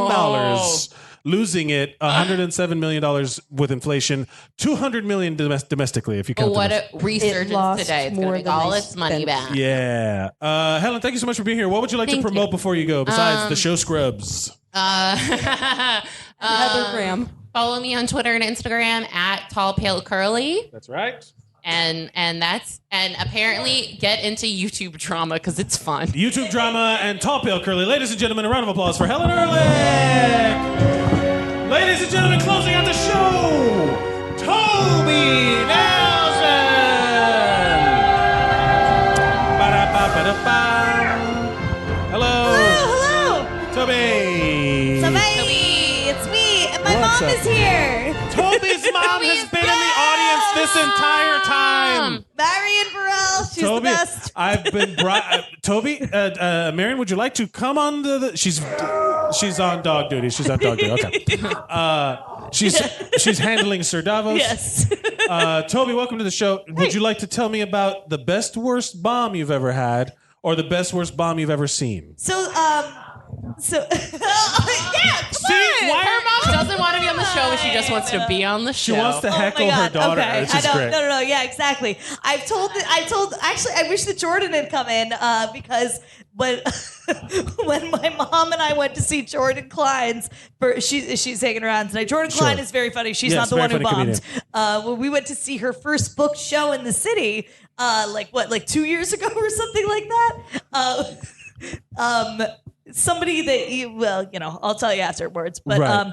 there was somebody who performed, and as he gets off stage, my mom leans over to me and goes, "Poor guy, he wasn't very good, was he?" Like You just said it out loud? yeah. Like, I know, Tommy. Okay, I'll say it. At volume, did you say that? Yes. So like everyone. Good. Which was pretty funny. And then the headliner got on stage, and my mom was sitting there with her arms crossed, and he says, "Ma'am, I can't help but feel like I need to, entertain you." And Yeah. she goes, "I'm just waiting to laugh." Wow. Whoa. I know. Yeah. And like last night, on the street, she was just like, "Excuse me, are we moving or not?" Like you can see where I Wow. Yeah. we didn't sit next to each other because we talk through everything. Oh no, are you guys movie talkers? Yeah, we're movie talkers. Ooh, interesting. Toby, Yeah, we're bad about it. Yeah. what is your personal best worst bomb? I actually oddly enough, I've knock on Never wood. bombed? Right, I've never really bombed on a show I was booked on. I've definitely had a bad mic. All right, well let's talk about didn't you do musical theater stuff? Yeah, but I'm really good at musical theater. The gauntlet has been This is a very presumptive. I don't have any bad show mics either. Also, because no one books me, book me. But But yeah, see, when I prepare feel for my shows. Yeah, I feel like it's a lot. thing, especially with women that when you do a mic, people will not respond as well. But when you do a show and you're doing your stuff for an audience, For regular? yeah, for regular people, they will. Yeah, well, they'll For people who don't actively hate women. yeah, they'll respond well. I can definitely see you doing well at a book show. Thank you. Yeah. I mean, yeah, that That's not makes surprising sense. to me at all. So can the people listening right now book me? Yeah. Please. Oh, me too, yeah. Everybody book Helen and Toby. Yeah. What? See, we do well. We just told you. Right. So wait, so now we're talking about bombs. What Yeah. else do you have any notes that you are Yeah, prepared? I've got some notes. Also, you had the photo from Dr. Strangelove. Yeah. on the events and stuff. And Me we riding love, the bomb. We love Dr. Strangelove. Yeah, that was my. I thought that was a good graphic Dr. to Strangelove pull. perfect. A bomb? Oh, because it's a bomb. Yeah. Yeah. Or how I learned to stop worrying and love the bomb. Yeah. Which Did I've everybody- used in many. Did you get the joke? I mean, I thought that was a good. Can I do a really quick recommendation? Yeah, for of it? course. It's a no-name song called Song 32, and she's a great line in it called I'm blowing up. It's about Obama bombing the Middle East. It's really great. I can't do the quote, but listen to it. No name Song 32. Go on. No Name Song 32. I used to have a friend named No Name Rogue when I was in a World of Warcraft guild. No Name Road. I'm gonna take my horse to the No Name Road. Brian, so I can't no more. Wait, so what do we got? In terms of the worst professional comedy set I've ever seen / bomb was Chris Kattan. Ooh. I've heard things. Oh well, I was going to perhaps segue into the the gossip. No, piece I'm of talking it. about his show. Segue into gossip. No, I'm talking about people segue into gossip. Well, I'm talking about like the performance. Yes. No. Apparently, this is not uncommon. What the hell is happening? No, I'm really happy. I love it when Hung gets goofy. This is great. Apparently, this is not an uncommon set for him to do, which is him literally doing 10 to 15 minutes of "Remember when I was Mango?" Then he doesn't do an impression of Mango. All right, then he's like, "Remember when I was Night at the Roxbury?" And then he doesn't do an impression of Night at the Roxbury. It's literally that. Just that's him. the entire 10 to 15 minutes I set. think that's just like what's going on in his head all the time. Yes, exactly. And I'm just Remember like, when I was Corky Romano and everyone's no like, one- no. And everyone, Yeah. everyone's just sitting there Yeah. apparently that's like and yet usually he what he does. still gets booked. Yeah, well, he was SNL famous. He was the opener for it was him, Tim Meadows, and John Lovitz. Right, that's what I'm saying. He went on Tim a tour. Meadows was pretty good. John Lovitz was great. He Yeah. was so fucking funny. John Lovitz is one of those underrateds now. He doesn't get enough I was credit. going to talk about fucking what's it called? Historical roasts. Have you guys watched historical roasts yet? No. Did you see the What Did is you it? see the Anne But I was Frank thinking one? about the movie Master of Disguise, which I think was also a famous bomb. That's really Oh, good. God. You guys should Oh, watch true. it. I owned it on VHS Oh, as that's a child. Dana separate. Carvey. Yeah. Yes, it's really good. He's a turtle at one point, and yes, Yeah. I really loved that movie as a child. I Okay. love when he does the Jaws thing. He does the black like a doll's eyes. I love he does that whole speech in Master of Disguise. I haven't seen Jaws, All right. but yeah. What- so what happened? The show Historical Roast. It's so goddamn funny. Netflix show. It's it's a new Netflix thing. It's Jeff Ross hosts it, obviously. Right. They do a roast of historical figures. The first one is Abe Lincoln. They do one of Anne Frank that made me almost piss myself. Oh, They wow. have Oh, wow. Gilbert Gottfried playing Hitler. Oh wow! and John Lovitz playing FDR, and it's it's fantastic. So it's all Jewish people doing the Playing- roast. yeah. But oh my god, that one and the MLK one is Oh my so God. good. I also this was the first appearance I've ever had on this podcast where I didn't talk about the Holocaust, but you did it for me. Guys, we accomplished a goal. Yes. There's a lot of I Jews was in gonna this. say, Well, what kind of Jews There are is. they? When Left, did but their there- Jewish family come to America? Really? If they were already here by 1900, I don't really feel like they can comment on Anne Franklin European, whatever. My family was still in Europe at the time, so I'm something really Wait, people are gatekeeping the Holocaust. Oh, people love to gatekeep the Holocaust. Are you kidding me? A lot of Gentiles do it. Why can't I?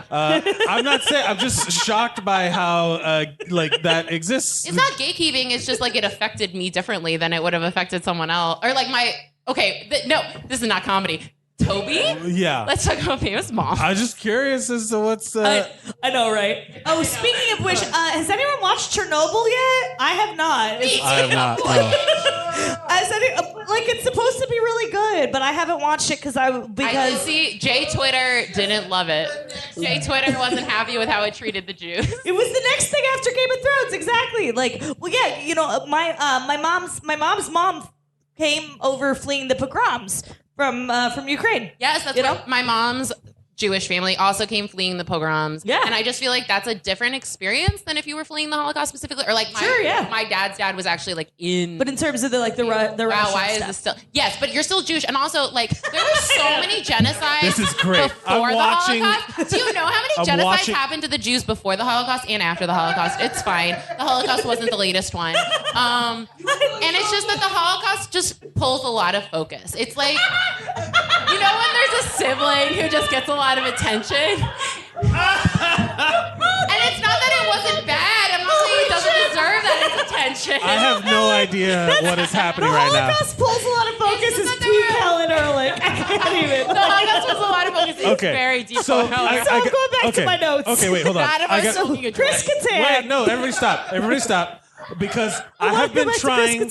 I have been trying to figure out a way to make like merch for this show, and one of the things that I want like was to like if someone says something crazy on the show, it's going on a T-shirt Yes. tomorrow. Yes.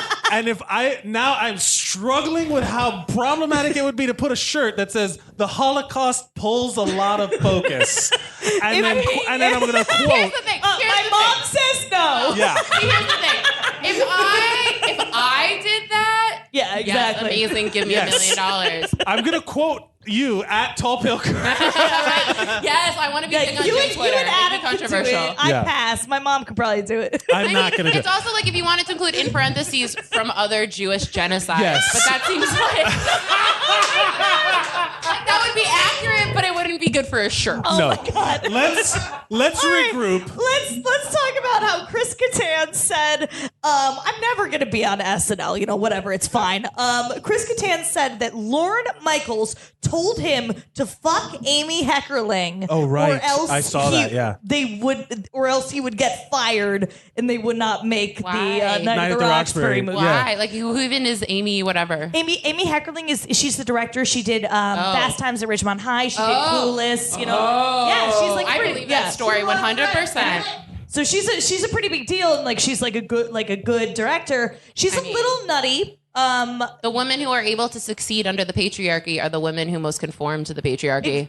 See, I kept exactly. trying to be funny. I'm sorry, Mike. I'm so sorry. So like That's going on a T-shirt. Yeah. So I don't believe that Amy Heckerling went to Lorne Michaels and said, Chris Kattan better fuck me or I'm not going to make the movie. Yeah. But I believe that Lorne picked up on the fact that Amy wanted to fuck Chris and utilized that. See, did you see my mom? She was like, oh, yeah.